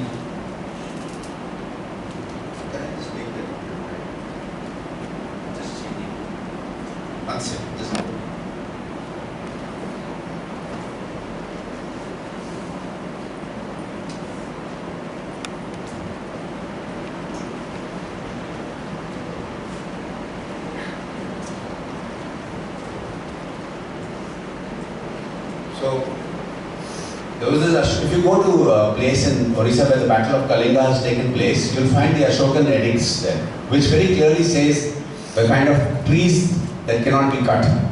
That is the level that they've gone, which provide shade, which provide food, which provide shelter to birds and animals, which says things. So this is something that is inherently a very, very Indian culture. He turned Buddhist and he had adapted that kind of a value system. And even in a book called Arthashastra, which is again 2000 years plus, it talks very clearly what the role of a king should be. They say that when you read, when you talk to those Western people, when I studied abroad, they'll say, oh, Chanakya was Indian Machiavelli. Machiavelli was born now, and the prince, and he's written those books, and this guy was born 2000 years ago. So they should be saying, your fellows, he's the equivalent of Chanakya. But then that is a discourse. They don't even recognize the contribution that India has made towards thing, and they've been very delicate. Now these things are there, these mentions are there where you have right to physical property, right to shelter, right to life. These are all mentioned in these texts, which is there. And in India, modern India, when we came, they decided that these are the fundamental justices that we should have. Equality of justice of social, economic and political rights, equality of status, which is enshrined in our constitution in articles 15 to various other articles. There are fundamental directives to the state. Now it's come there, it is implemented, and it has existed since 1947. And to ensure that our people enjoy those liberties, our right to freedom, the right to choose our leader. When I used to wonder why do we have, there was this issue about Shiv Sena losing the sign, Eknath Shinde group getting that sign of Shiv Sena. It is so important. Why is it important? Because people are illiterate. Even now they don't know. So that somebody was very wise enough in 1950 to recognize that they can't read ABCD or Hindi or whatever. So they made, they made a hand for this, they made a chakra, they made a lion, That's a symbol with which you recognize your leadership and you vote. And the state goes to great extent to make sure that every man exercises vote. And an election is the world's largest election. It combines so many countries together. In terms of population alone, it's Europe and Africa mixed together, the size of our population. It's an amazing thing. And that exactly this, two countries have taken two different trajectories, united by the religion, but divided. What happened in East Pakistan actually? It was in 1917, December, there was a cyclone called Cyclone Bola which hit them. And it destroyed about 5 million people's homes and everything. It was the first climate-induced disaster actually, if you look at modern times. Over 5 million people were displaced. Now what did the West say? The Bengalis, let them starve. Just like what Marie Antoinette said, we are hungry, eat cake. That kind of an attitude they had. They completely ignored them. Their reconstruction, the bridges, everything was destroyed.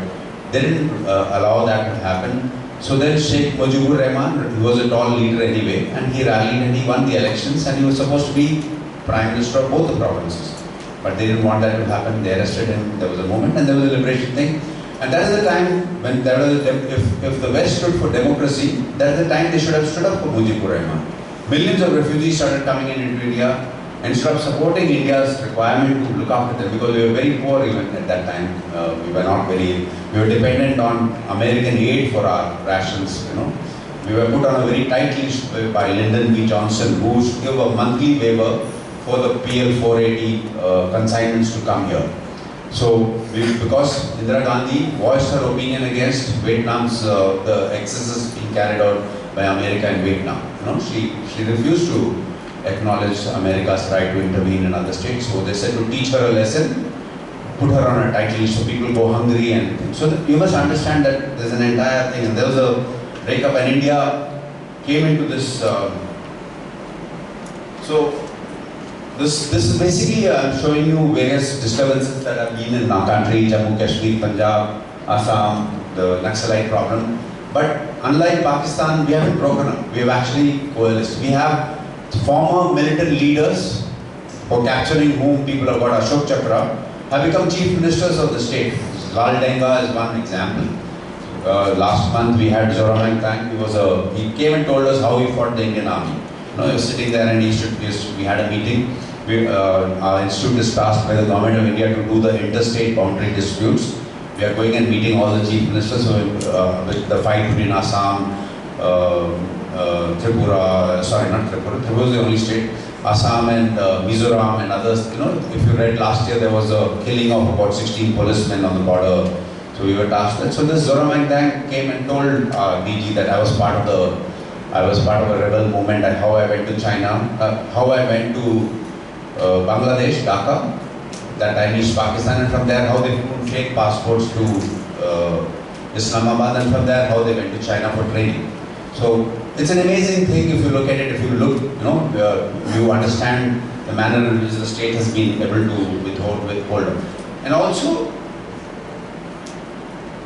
one more thing, it's truly a multicultural country. Like Malayalis, this coastline is the place, and of course Gujaratis also, but it was Malayalis who are more dynamic actually, but they are the ones who had trade relations with Rome and Greece and every other place. If you read Pliny's books, you know, there's called Pliny's History, you'll find that there's a complaint on that side that they used to say half of the gold goes to Kerala's coast, you know, which is another place, because of the luxury goods that used to come here. There was calicut cotton, there was, you know, which the senators used to wear, it was all from here. And in fact, when the British came here, they passed an act which cut off people who manufactured that land, because they wanted to manufacture the thing, the cotton used to go from here. So it's, and then you'll find that, you know, the first apostle of Christ had landed here, just around the time that Jesus was dead, and he came here, Saint Thomas. And so it's a very interesting thing if you read the Portuguese version of the history. When the Portuguese came here, this church is in Cananore, right in front of my mother's house. You know, there's this church called St. Teresa's Church, and it is made in 1502. It is right in front of my mother's house in Varnasheri in Cananore. So that is the place I keep imagining. DG had nominated me to handle the bilateral talks where the Portuguese Prime Minister today is an Indian origin man. His father was an Indian. So just like England today, you have Rishi Sunak, you have an Indian origin Prime Minister of Portugal. So we had a bilateral thing, and I was supposed to coordinate with them.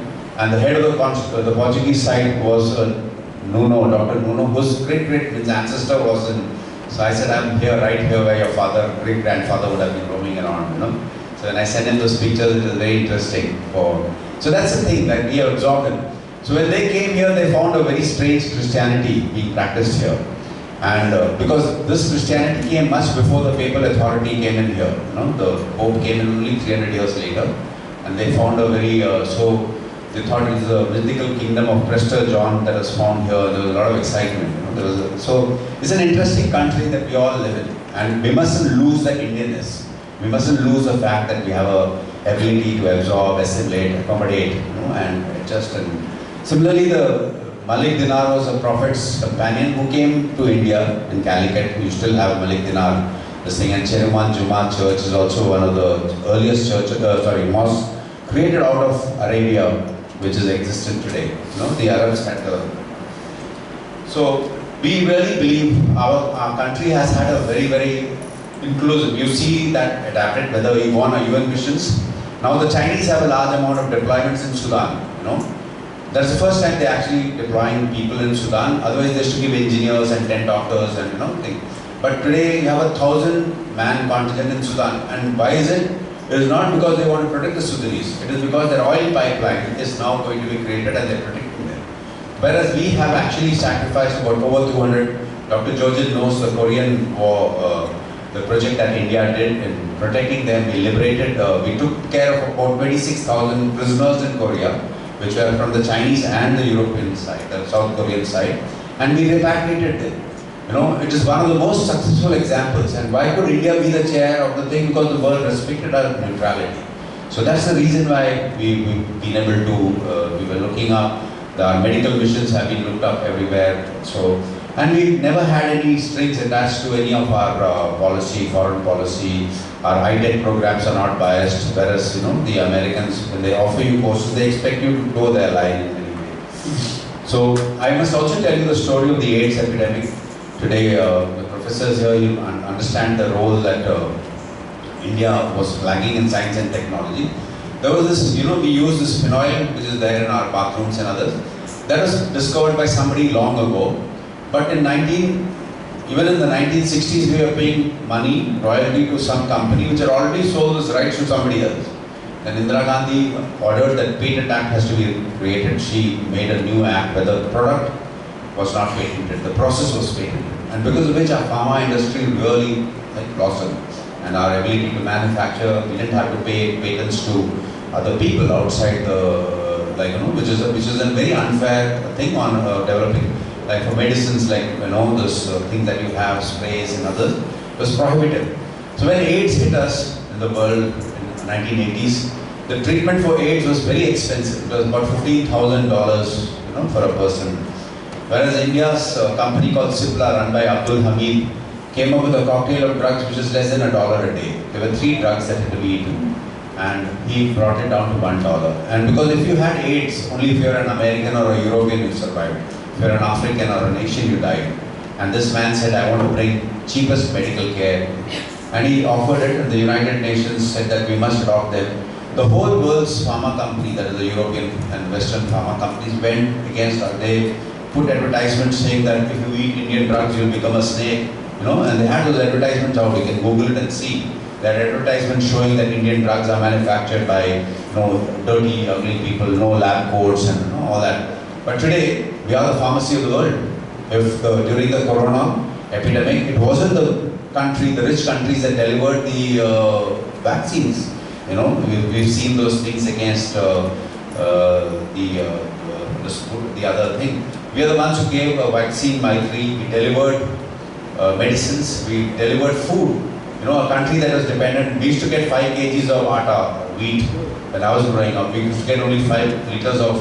And we used to go to this, ration shops, and we used to collect it. And then I had to take the wheat and I had to powder it in a, what are they powdering, that wheat, the flour used to be made. That's the kind of thing that I have seen. So I would like to now just show that our COVID and natural disasters. I would like to now put this back here. And where is my friend? We'll have the Foreign Minister of Guyana speak about India's multilateralism. India has to take care of 1.3 billion people. In a democracy, with smooth transitions, can you imagine having to take care of 1.3 billion people and still having the time at the policy level to say, let us look to see what we can do for the rest of the world? When multilateral institutions should be doing that. So I will dare say that India is a multilateral institution in its own right. Its own right. When you think about their commitment to humanity, India obviously is providing leadership at a global governance level. and that is commendable from one country. 75 years old. Think about it. In our lifetime, we have industrialized economies that were never colonized. Some were colonized centuries old in terms of their post-independence. But you don't get the same attitude and commitment and conviction as you can get. So, Jojen has said time is up, so I'll end it here. Thank you very much. Thank you, sir, for delivering this very informative lecture. Now, we are moving to the question and answer session. I request Dr. Vinodan to kindly moderate the question and answer session.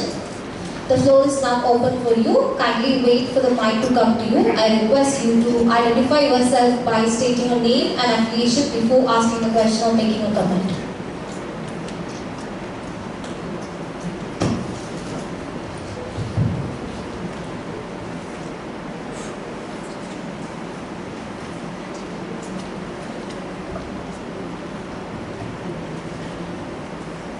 Good morning, sirs. A group of us actually had the opportunity to interact with both of you in Delhi last week. It's so wonderful to listen to both of you again. So my question is to Mr. Sujan Chinoy. You had mentioned in your lecture the growing importance and also the relevance of the Indo-Pacific region, as in the future is in the Indo-Pacific region now. But along with that, we also see the emergence and the growth of a couple of mini-lateral groupings. So would you see these groupings as a hindrance to multilateralism, or can they instead be an advantage to multilateralism? You know, multilateralism normally ends up going in for the most common denominator. The larger the group, the more diluted the outcomes, generally speaking, because whether at the UN General Assembly, whether at other multilateral fora, whether in the G77 plus China, which is actually 135 countries now, the outcomes are always something that everyone can agree to. Usually, therefore, they are distilled and diluted. Now there are issues around the world where urgent action is also required, or the kind of action that the global community is capable of coming up with through such least, path of resistance kind of approach. Common denominators may not be sufficient to address the issue. It is sometimes local, it is pressing for some countries, not for all. Therefore, the world has always seen coexistence, not for the first time, of multilateral structures with the widest possible participation, and then also what you call bilaterals, trilaterals, minilaterals, plurilaterals. Take for example the UN Security Council. We know that it has existed since 1945, but we are also aware that within the Security Council there are 5 permanent members. Those permanent members are also, generally speaking, in some kind of camps.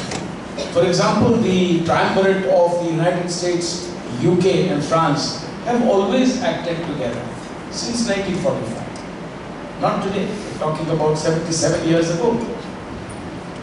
The Republic of China, so long as it was there, till 1971, Taiwan, what we say, so-called Republic of China, was also basically working with the US and Western interests till 1971, till it was replaced by the People's Republic of China. Today, if you take a scan of the UN Security Council, you will see that there is a tandem emerging on some issues between China and Russia. And we are only speaking of one organ of the multilateral system. When you take the IMF or the World Bank, etc., you will see again that there is a certain domination by the established powers there, the Western power there. So bilateralism, trilateralism, plurilateralism, quadrilateral structures, there are dozens. People keep talking about the quadrilateral security dialogue. Professor Jojen will later tell you there will be half a dozen such quadrilateral security dialogues that do not carry the same brand name or the same brand value. You might have a quadrilateral security dialogue, for example, between Russia, China, Afghanistan and Pakistan.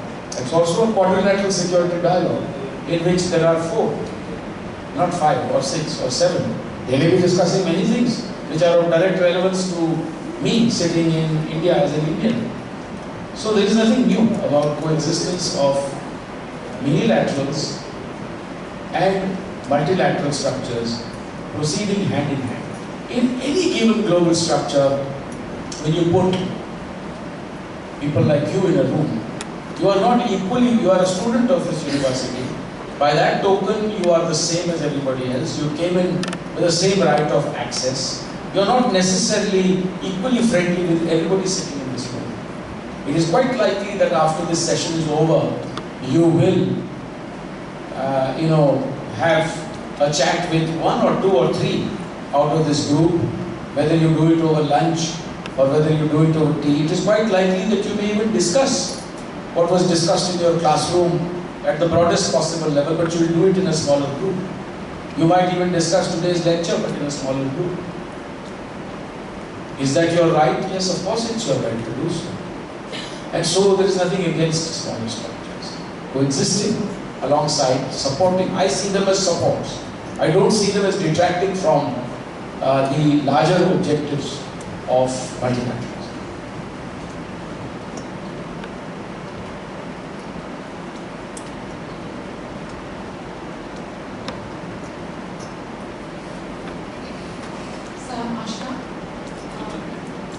I'm Ashna. My question is to you. We all know that multilateralism is an approach where multiple parties came together. Just speak into the mic, let's see. Fine. Multilateralism is an approach where multiple parties came together. Right. So, it became successful only when these parties can cooperate and negotiate. When there is a deep difference in multilateral issues, among the G20 countries, there is a renewed rivalry among these major powers. So, how can India reduce the impact of conflicts on the G20 major groups? How can India reduce the impact of differences between many members on the outcome of the G20? Is that what you're trying to say? Look, I think personally that too much importance is attached to statements and communiques. My own view is that usually in my long career I have seen that when we end up negotiating a bilateral statement or a joint communique, again it is more of a perfunctory exercise as compared to the real outcomes.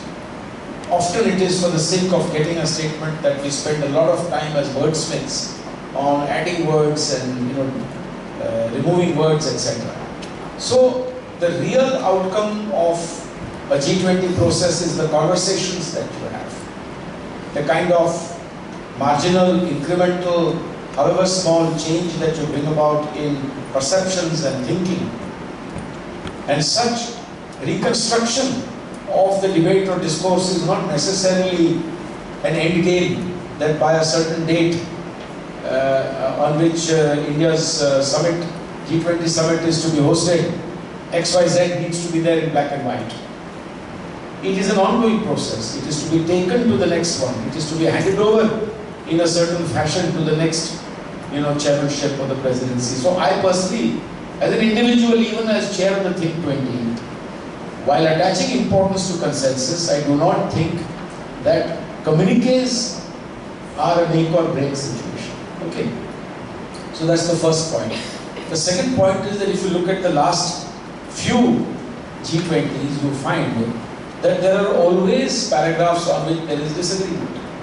I recall, for instance, and please correct me if I'm wrong, that in Bali, we had the example of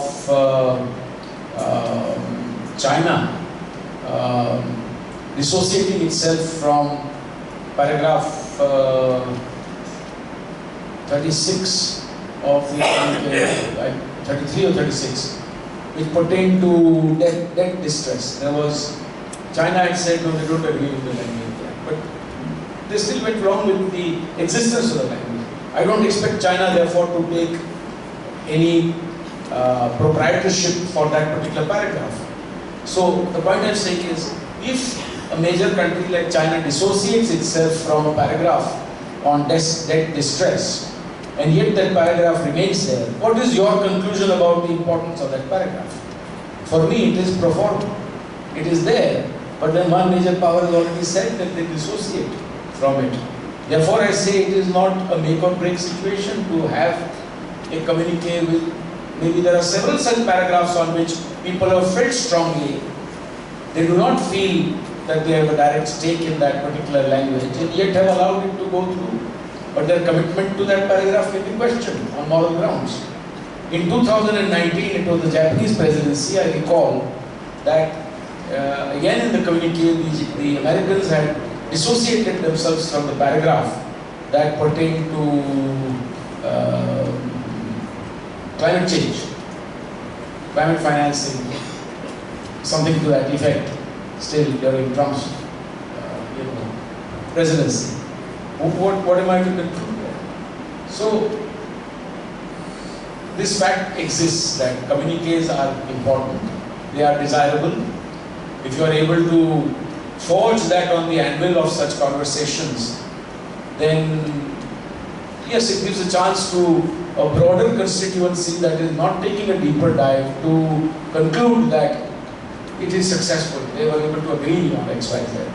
But for an insider like me, I'll say that while it was agreed on, there were several who half-heartedly agreed, some who even placed their objections on record in the conversation. My main point is that communiques are desirable, but not an absolute requirement for deeming a G20 presidency either successful or less successful. In my view, there are no such thing as G20 failures. It's a year-long conversation. How can you pin it onto one meeting and one communique or one paragraph? It's an ongoing conversation. All G20 presidencies are successful in bringing about a modicum of agreement, consensus, deeper understanding. Ours, likewise, will be one of those. In fact, I have no doubt we'll do better than most. Okay? Hello, sir. My name is Jose Deepak, and I'm actually happy to listen to both of you. Actually, I have some concerns. Correct me if these are wrong. India is committed to become a carbon neutral country by 2017.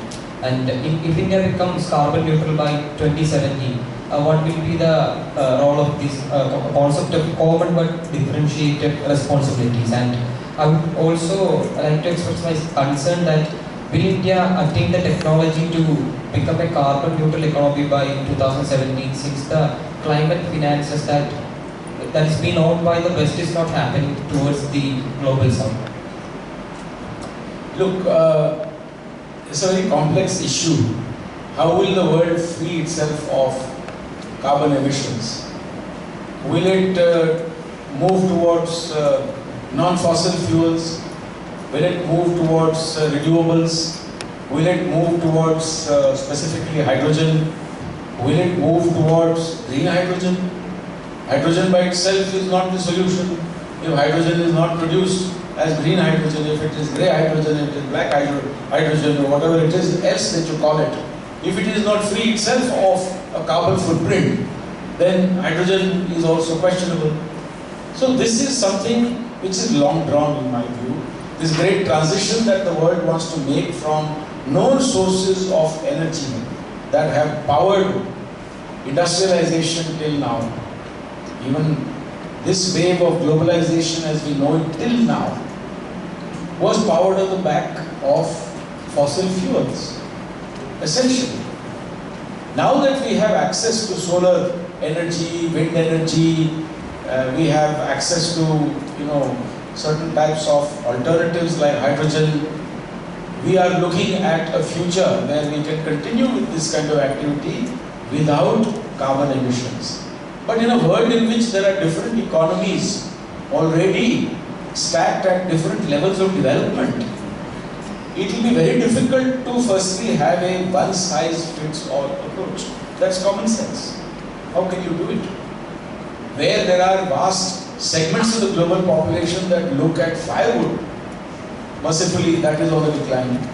For the kitchen, where there are even industrial economies like India and China that have a fair bit of reliance on coal, where it is not just about the carbon emissions, it is also about the economies of any kind of fuel, including coal, which is considered relatively cheaper as a source by many economies. The use of coal will also continue. The simultaneous use, therefore, of carbon emitting technologies, sources of fuel, fossil fuels, in that sense, will continue to coexist alongside the most modern technologies. The catch will be in seeing how quickly the new technologies can be made more affordable. That's one side of it. Now, if it has taken billions of dollars to come with the advent of such technologies, those technologies are not easily parted with. So that's why this whole debate about, on the moral plane, I think there is this debate about, common but differentiated responsibilities. I think that has now veered off into a moral space. I think up to Kyoto or something like that, I would have said it was still on the table. Today it is more a moral embarrassment. It's about ethics. That please agree that you had a bigger footprint over the last 150 years. You are the ones who damaged the environment, you poisoned the air and spewed effluents into the waters without thinking. And now you are telling us to stop on the very cusp of our economic breakout opportunities and to not use cheaper fuels, not use fossil fuels, because you want net zero by 2050, 2040, 2060 or whatever. I think when India commits itself to 2070 as a target for its net zero, it's a huge leap of faith. It is a huge commitment. It takes a lot of strength of political conviction and an understanding of your own economy to be able to say that. Especially as we are moving through this transition period, as everybody else is. And our targets for 2030 are very clear by way of Panchamrit. You are aware of that as a student. And you can see that we have said we will develop 500 gigawatts of non-fossil fuel energy in our energy matrix by 2030. That 50% of our energy matrix by 2030 will be from renewables. That we will reduce by 2030 1 billion tons of carbon emissions from our economy. That we will reduce to less than 50%, less than 45% our what is it called, less than 45% of the emissions in our economy, So, and of course, net zero by 2070. These are huge commitments. Funding is the issue. Funding. And this money doesn't exist with the countries that are expected to make the transition so quickly. It is available with the West, and they have their own targets. But the air the Germans breathe will be the same air that the rest of us breathe. At the end of the day, the West doesn't open up its purse strings, loosen the purse strings, they will be left with targets around the world not being achieved, which will mean their target will be affected at the end of the day.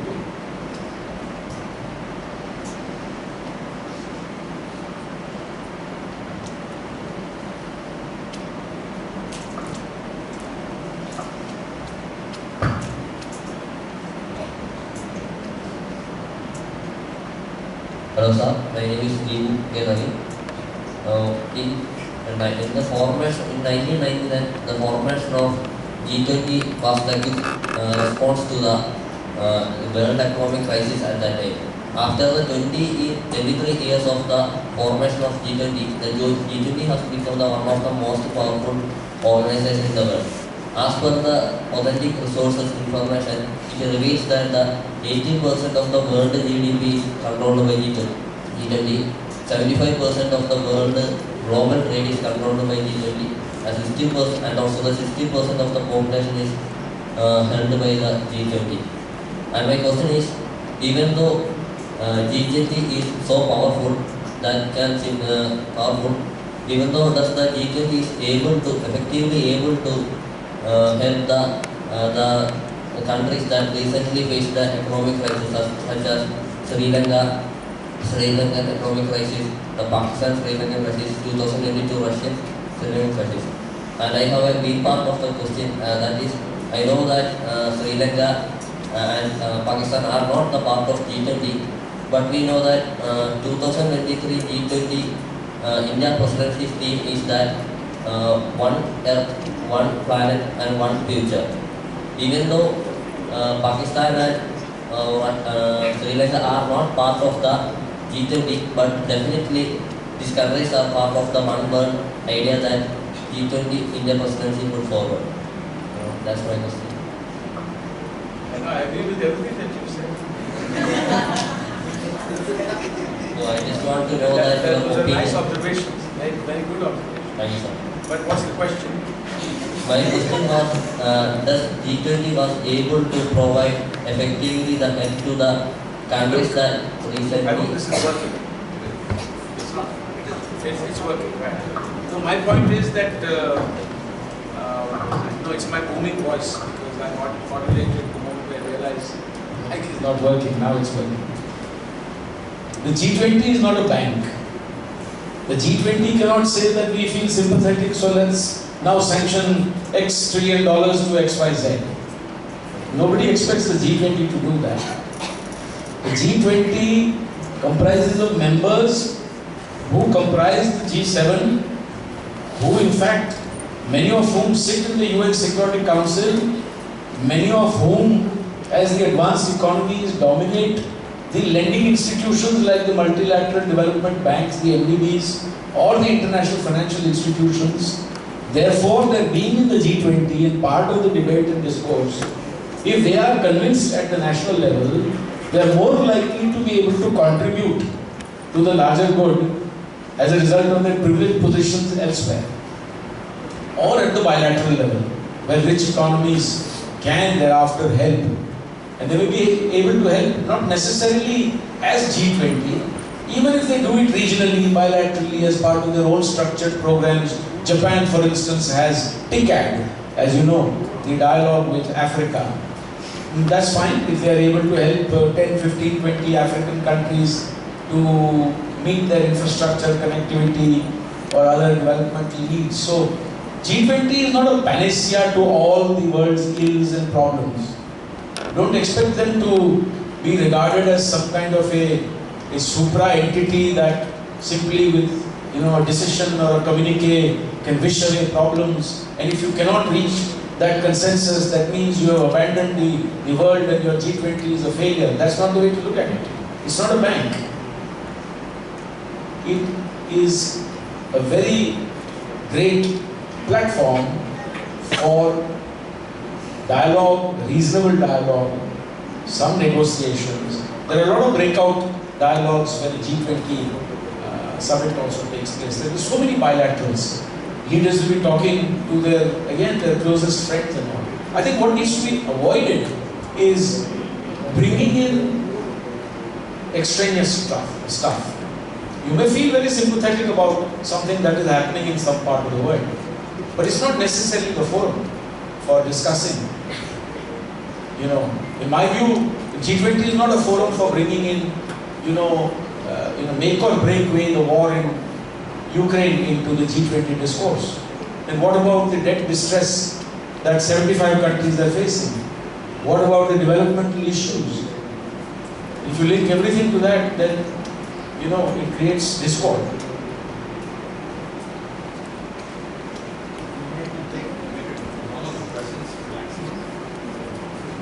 Yeah, go ahead. I'm here. Aim for a penny. in for a pound, as they say. So I'm here and you can ask more questions. But you need the mic, why don't you take my mic? This time it's a question, right? Of course.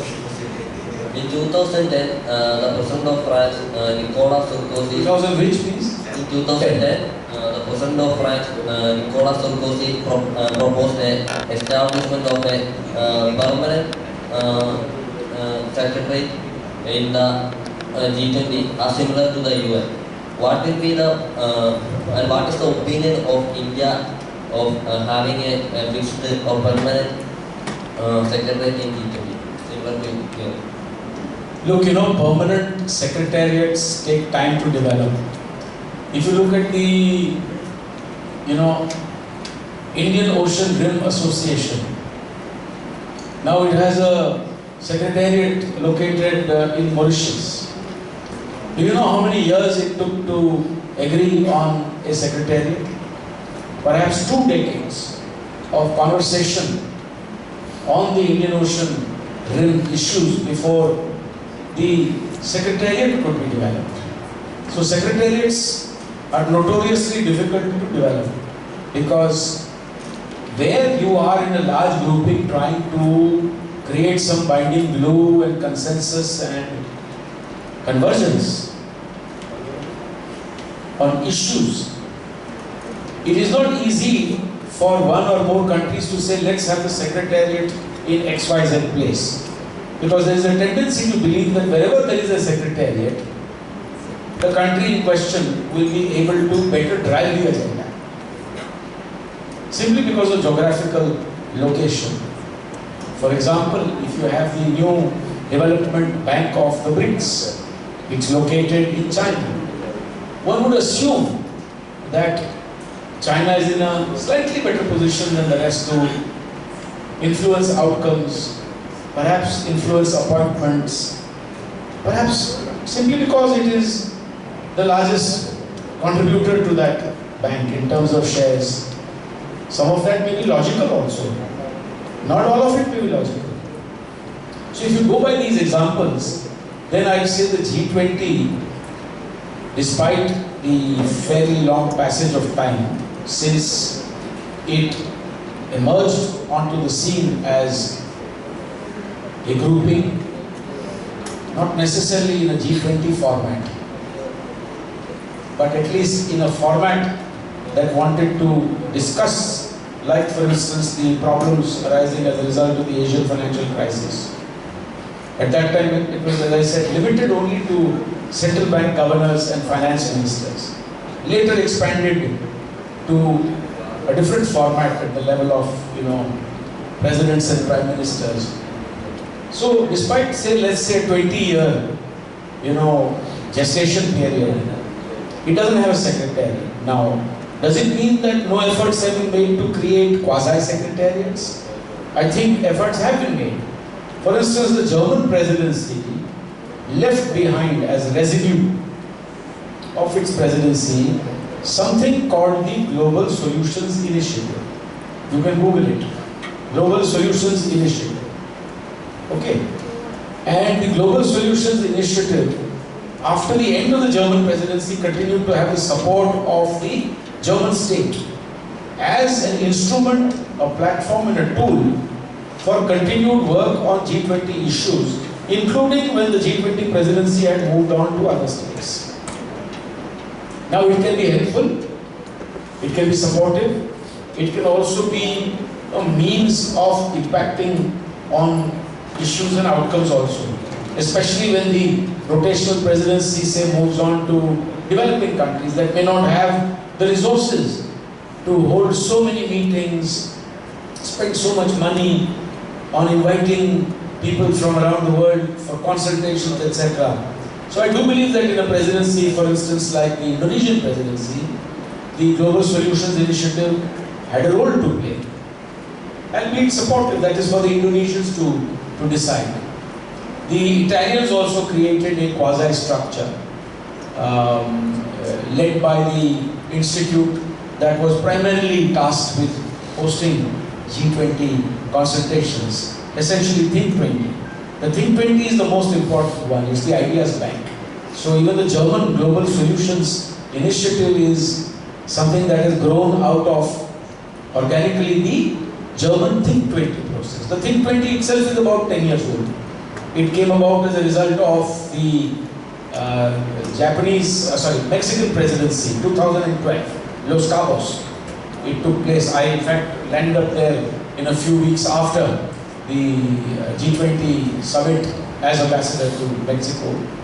So since then the Think 20 has existed in every country, but the Germans have created a quasi kind of permanent structure with their government support. I think in the Indian context we are also toying as Think 20 with the idea of setting up some kind of a follow-up platform that will continue to pick up these threads and connect with the future presidencies, especially in Brazil and South Africa. We are also thinking of it. In fact, between me as the chair, my secretariat, which is in the ORF is the secretariat for my G20, Think 20 work.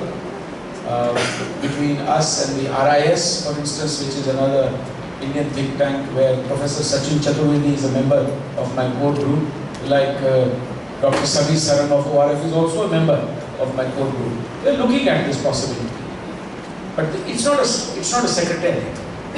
These will be platforms where the key types will continue to, let's say, associate with G20 issues, not through the government, but at the level of think tanks and other institutions.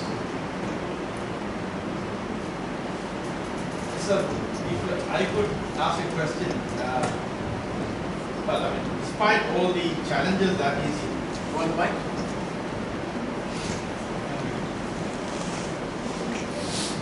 despite all the challenges in the international situation, the arena now, there are many people who make this argument that India is in a geopolitical sweet spot.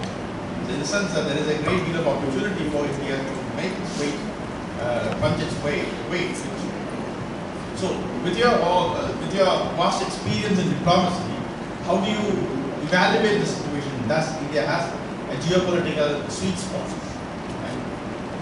Yeah, I do believe that there are both challenges and opportunities. It's always the case. There is never a moment in history for any country to claim that there are only opportunities and no challenges. So this is equally true of India even today. There are challenges and there are opportunities. But I find that our ability to deal with the challenges is growing. Our own credibility on the international stage has grown as a diplomat, as a former diplomat, but still in the strategic space for India. I can vouch for that. That India on the global stage today is taken far more seriously than ever before. And Indians are taken far more seriously. We are no longer bystanders. We are no longer at the fringes of decision making. We are a sought after country. We are being wooed by various power centers. And the fact that India has been able to maintain middle ground out of the power of its own, intrinsic values, what it stands for, etc. We have not been bamboozled into taking, outright positions that reflect somebody else's agenda. That ability, along with our credibility, along with the economic trajectory that we have now adopted, the fundamentals suggest that we are going to grow at about 7.5% for the next 15 years. So this is the moment. India has the demographic dividend. I recall what Prime Minister Modi had said very early on in his Prime Ministership, the 3 Ds. The D of democracy, the D of demand, as in a very large economy and market, and the D of demographic dividend. The 3 Ds. So the 3 Ds are equally true in 2023, if they might have been true in 2014. And we have the advantage of labor cost arbitrage of the type that China has lost. China emerged as a very large factory to the rest of the world, a manufacturing center, because of its ability to engage in high volume, low cost manufacturing. It took time for the Chinese economy to move towards what you might call perhaps low volume but high cost and sophisticated manufacturing. It's there in that space and seeking to be in that space even more today. For instance, by going in for the made in China program, strategic plan of 2025, high-end technologies, etc. So India today is in fact in a better situation today as compared to China with regard to the cost of manufacturing. What we call labor cost arbitrage. Labor cost arbitrage is important. In a certain spectrum of manufactured goods, labor cost arbitrage is very important. And China has priced itself out now because the economy has grown, wages have risen, prosperity has gone up. So you cannot hire labor at the same cost in China. If you cannot hire labor at the same cost, you are losing the labor cost arbitrage. If you are going to manufacture Christmas toys with having lost labor cost arbitrage, you can't sell those toys. Somebody else has to make it, who still has a labor cost arbitrage. So we are hitting, I think, the next manufacturing wave.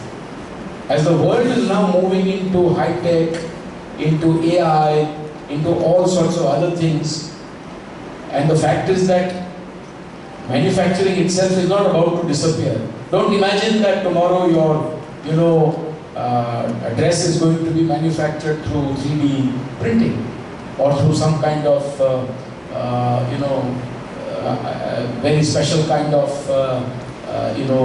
materials and polymers and all that. It will still be made in the good old-fashioned way. Except that instead of China making it, it's more likely that India will emerge as making all that. So these things coexist. Renewables coexist with fossil, high-tech manufacturing will coexist with regular manufacturing. And India's opportunity now is that we pick up, as the world is also looking at the China Plus option, there is a great opportunity there also.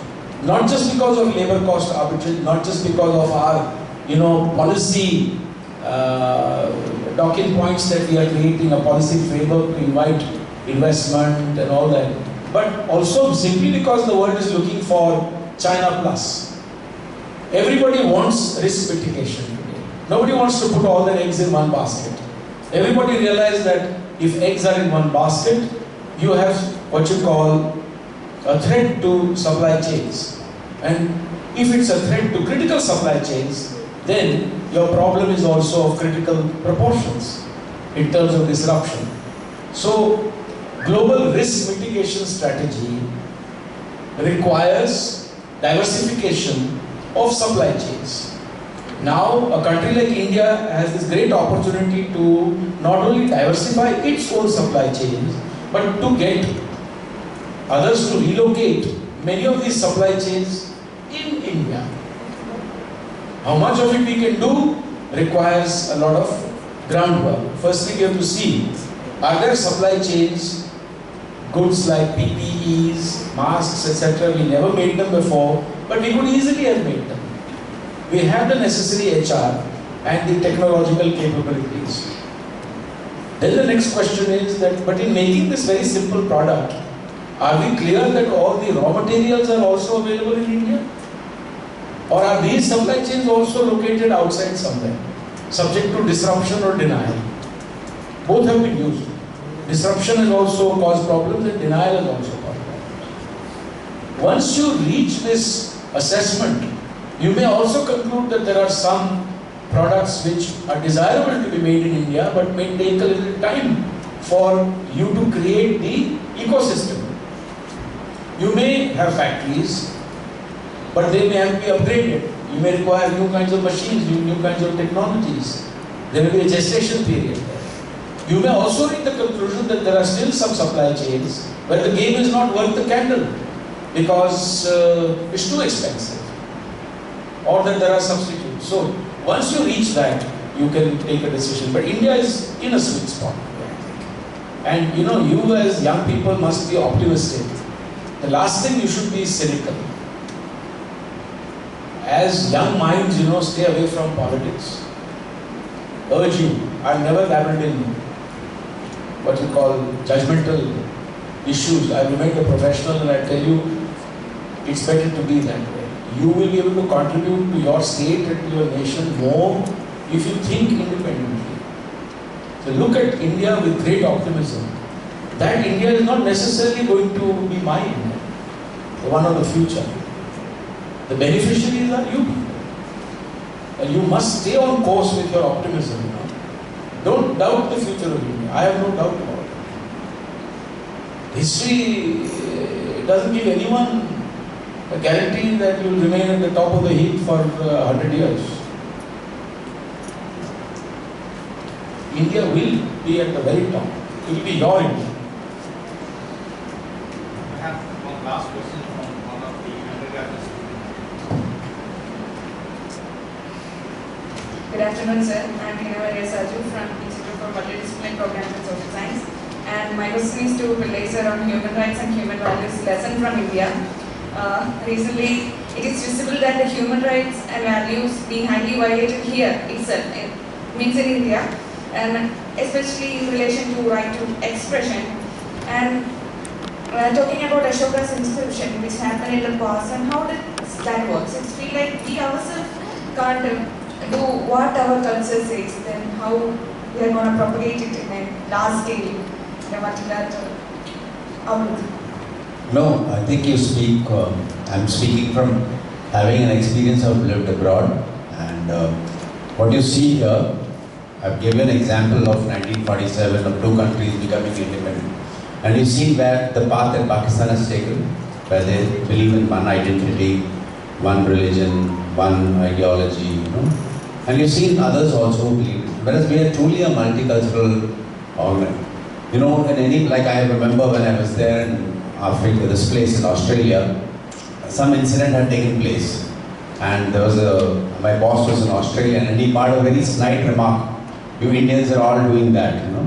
Then I just took out the statistics of crimes against women in Australia, and I said, okay, let us take, you know, he says India crimes are not reported. I said, let me tell you, let me take you to Kerala where even one death was reported, you know, where as in you see the statistics of Kerala, I compare it with your country, and you are far superior to us in crimes again. So don't go by what you see, go by your experience, you know. They say India has become very intolerant, India has become very unsafe. It is the same everywhere. Crimes are happening against people in America, which is like the forefront. You know, you see being a black man, he's been killed. You know, black men have been killed, people have been murdered, and there are thefts taking place. Now you do a comparison. I'm saying like when the floods took place in Kerala, did you see any crimes increasing here? Did you see any looting of shops? Did you see? Go to America and you see what happened when Katrina hit. You know the number of shops and superstores that are looted, number of people who were murdered, number of people whose houses were there. So you compare that, you study that. Don't go by what New York Times writes to you or tells you. You know, if you really think, because I'm telling you, because since earlier I may also have believed it, but when I lived in those places, I realized that freedom here that we enjoy, there's no place, no point in history in this world. You know, what I said about Ashokan inscriptions was that a thought that exists and permeates in us all throughout. It's a cultural inheritance. It shapes your behavior. You know, it shapes your behavior because you hear stories like that. So I would be hesitant to cut down a tree. You know, I would be hesitant to do things which I'm not supposed to. Whereas they've got no qualms about it. I wouldn't, you know, you go and see places where, like, even for the fact, you see, Americans, when they try to preach to you that, you know, we talk about a multicultural, I said, where are the Red Indians today? You know? Whereas, if you go to Manipur, where I go and work very regularly, now I'm working in the place where I've been wounded, they adopted me. I'm running a school, I got the Prime Minister sanction a road to that area. You ask them anything, you find, when I was there on this Republic Day, In 1994, they were planning to blow up a bridge on the Republic Day, and they wanted to do some. And this year I was welcomed in their house. Now what does that show? The same people in whose house I entered and had a thing, they welcomed me home. Isn't that a triumph of Indian values? You know? When I went there, now I'm a retired man, I had nothing to do, but I went back there. But you show me a similar thing, whether you have, you must read how they've actually, and see and compare it yourself. So it's not about Ashokan being reflected now. Don't believe what is being shown to you. Then you will go and live in places adjacent to your thing and you realize. They'll say don't compare yourself with Pakistan. Then go and live in America and you ask a black man, or you ask that person whose father was thrown down, he was taking a walk in the morning and his father was just thrown down by the police because he didn't know how to answer in English. Or you ask an Australian when you're there, where you're attacked because you are of a different color. So I think we must realize, like what the DG also said, that we must, our parents lived in a very, very difficult generation. They inherited an India which was absolutely poor. They were famished. We didn't have fundamental rights. I was discriminated against when I would go, I was a Madrasi, because probably it comes from the fact. But today, South Indians are respected. There is a lot of respect there. It's the same way today the Northeasterners feel. I don't know whether anyone is there. Everyone is called Oi Chiki, Oi Chinese, But soon, because of their potential, you find them as nurses, you find them, and they are recognizing with the idea of India. And that separatism is not there in Manipur, it's not there in Tripura, it's not there in Assam anymore. They like to be part of this idea, this growth that is there. So it's not about talking about 500 years ago. Please evaluate statistically, what is it? You see, I'm saying like a flood. You saw the way the Malayalis respond, or anywhere. See that air crash that happened in Calicut. People rescued them. It won't happen the same way. They'll all wait for security, they'll have protocol, they'll have this thing. Well, it's an amazing, so there is something which is very unique about our country. It doesn't matter which regime is in power, which is there. They've always acted in interest of this. And it is to the credit of successive governments from 1947 that they've maintained the integrity of this country, and they brought us from zero level where we were 2% of the world's economy. When we left, and the British left us impoverished. Today we are the top 5 economies. It is successive, governments who made this happen. Successive the people. So it's in your hands to make this idea alive and progressive.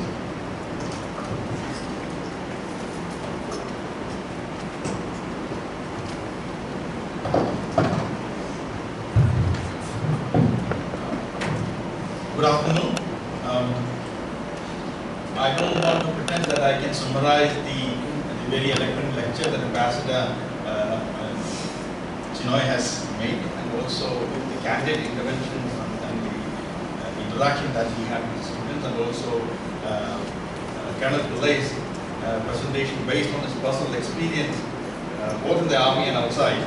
And in the interest of time, actually we exceeded the time that was allowed to by almost half an hour. So in the interest of the time, I straight away go into my duty to say all of thanks. So let me take this opportunity to say thank you to our Honorable Vice-Chancellor for being here and also support the idea of having this special lecture. So on behalf of the School of International Relations and Politics, and also the IMPSS, I take this opportunity to thank the Vice-Chancellor for his encouragement to have such events. Let me take this opportunity to thank Ambassador Chinoy for giving an exposition to the idea of reform multilateralism, even in-depth analysis of the current state of the world, and reflecting on India's G20 president. Thank you, sir, for that, and also the candid interaction that you had with the students. And I also would like to thank Colonel Pillay for giving us a taste of his life in the army, and also his views on human rights and the other issues. Let me also take this opportunity to thank the Director of SIRP, Dr. Vinodan, and also thank the Director of IMPSS, Dr. Naushad, for supporting this idea and having this special lecture happening today.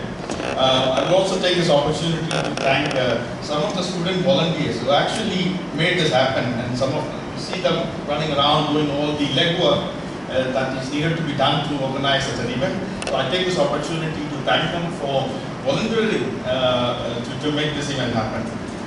Last but not the least, I would like to thank the audience for being here and your active participation in raising questions and giving comments. Thank you all for being here. So thank you very much. Have a nice day. Thank you, sir, for delivering the vote of thanks. We have now come to the end of today's special lecture on reform multilateralism and India's outlook during its G20 presidency, organized by School of International Relations and IMPSS in collaboration with T20 and IDSA. Please join us for tea and refreshments outside. Thank you all. Who's going to take the nice picture here? And also share it with us. Yeah, whether you should be here. You give a camera to one of our.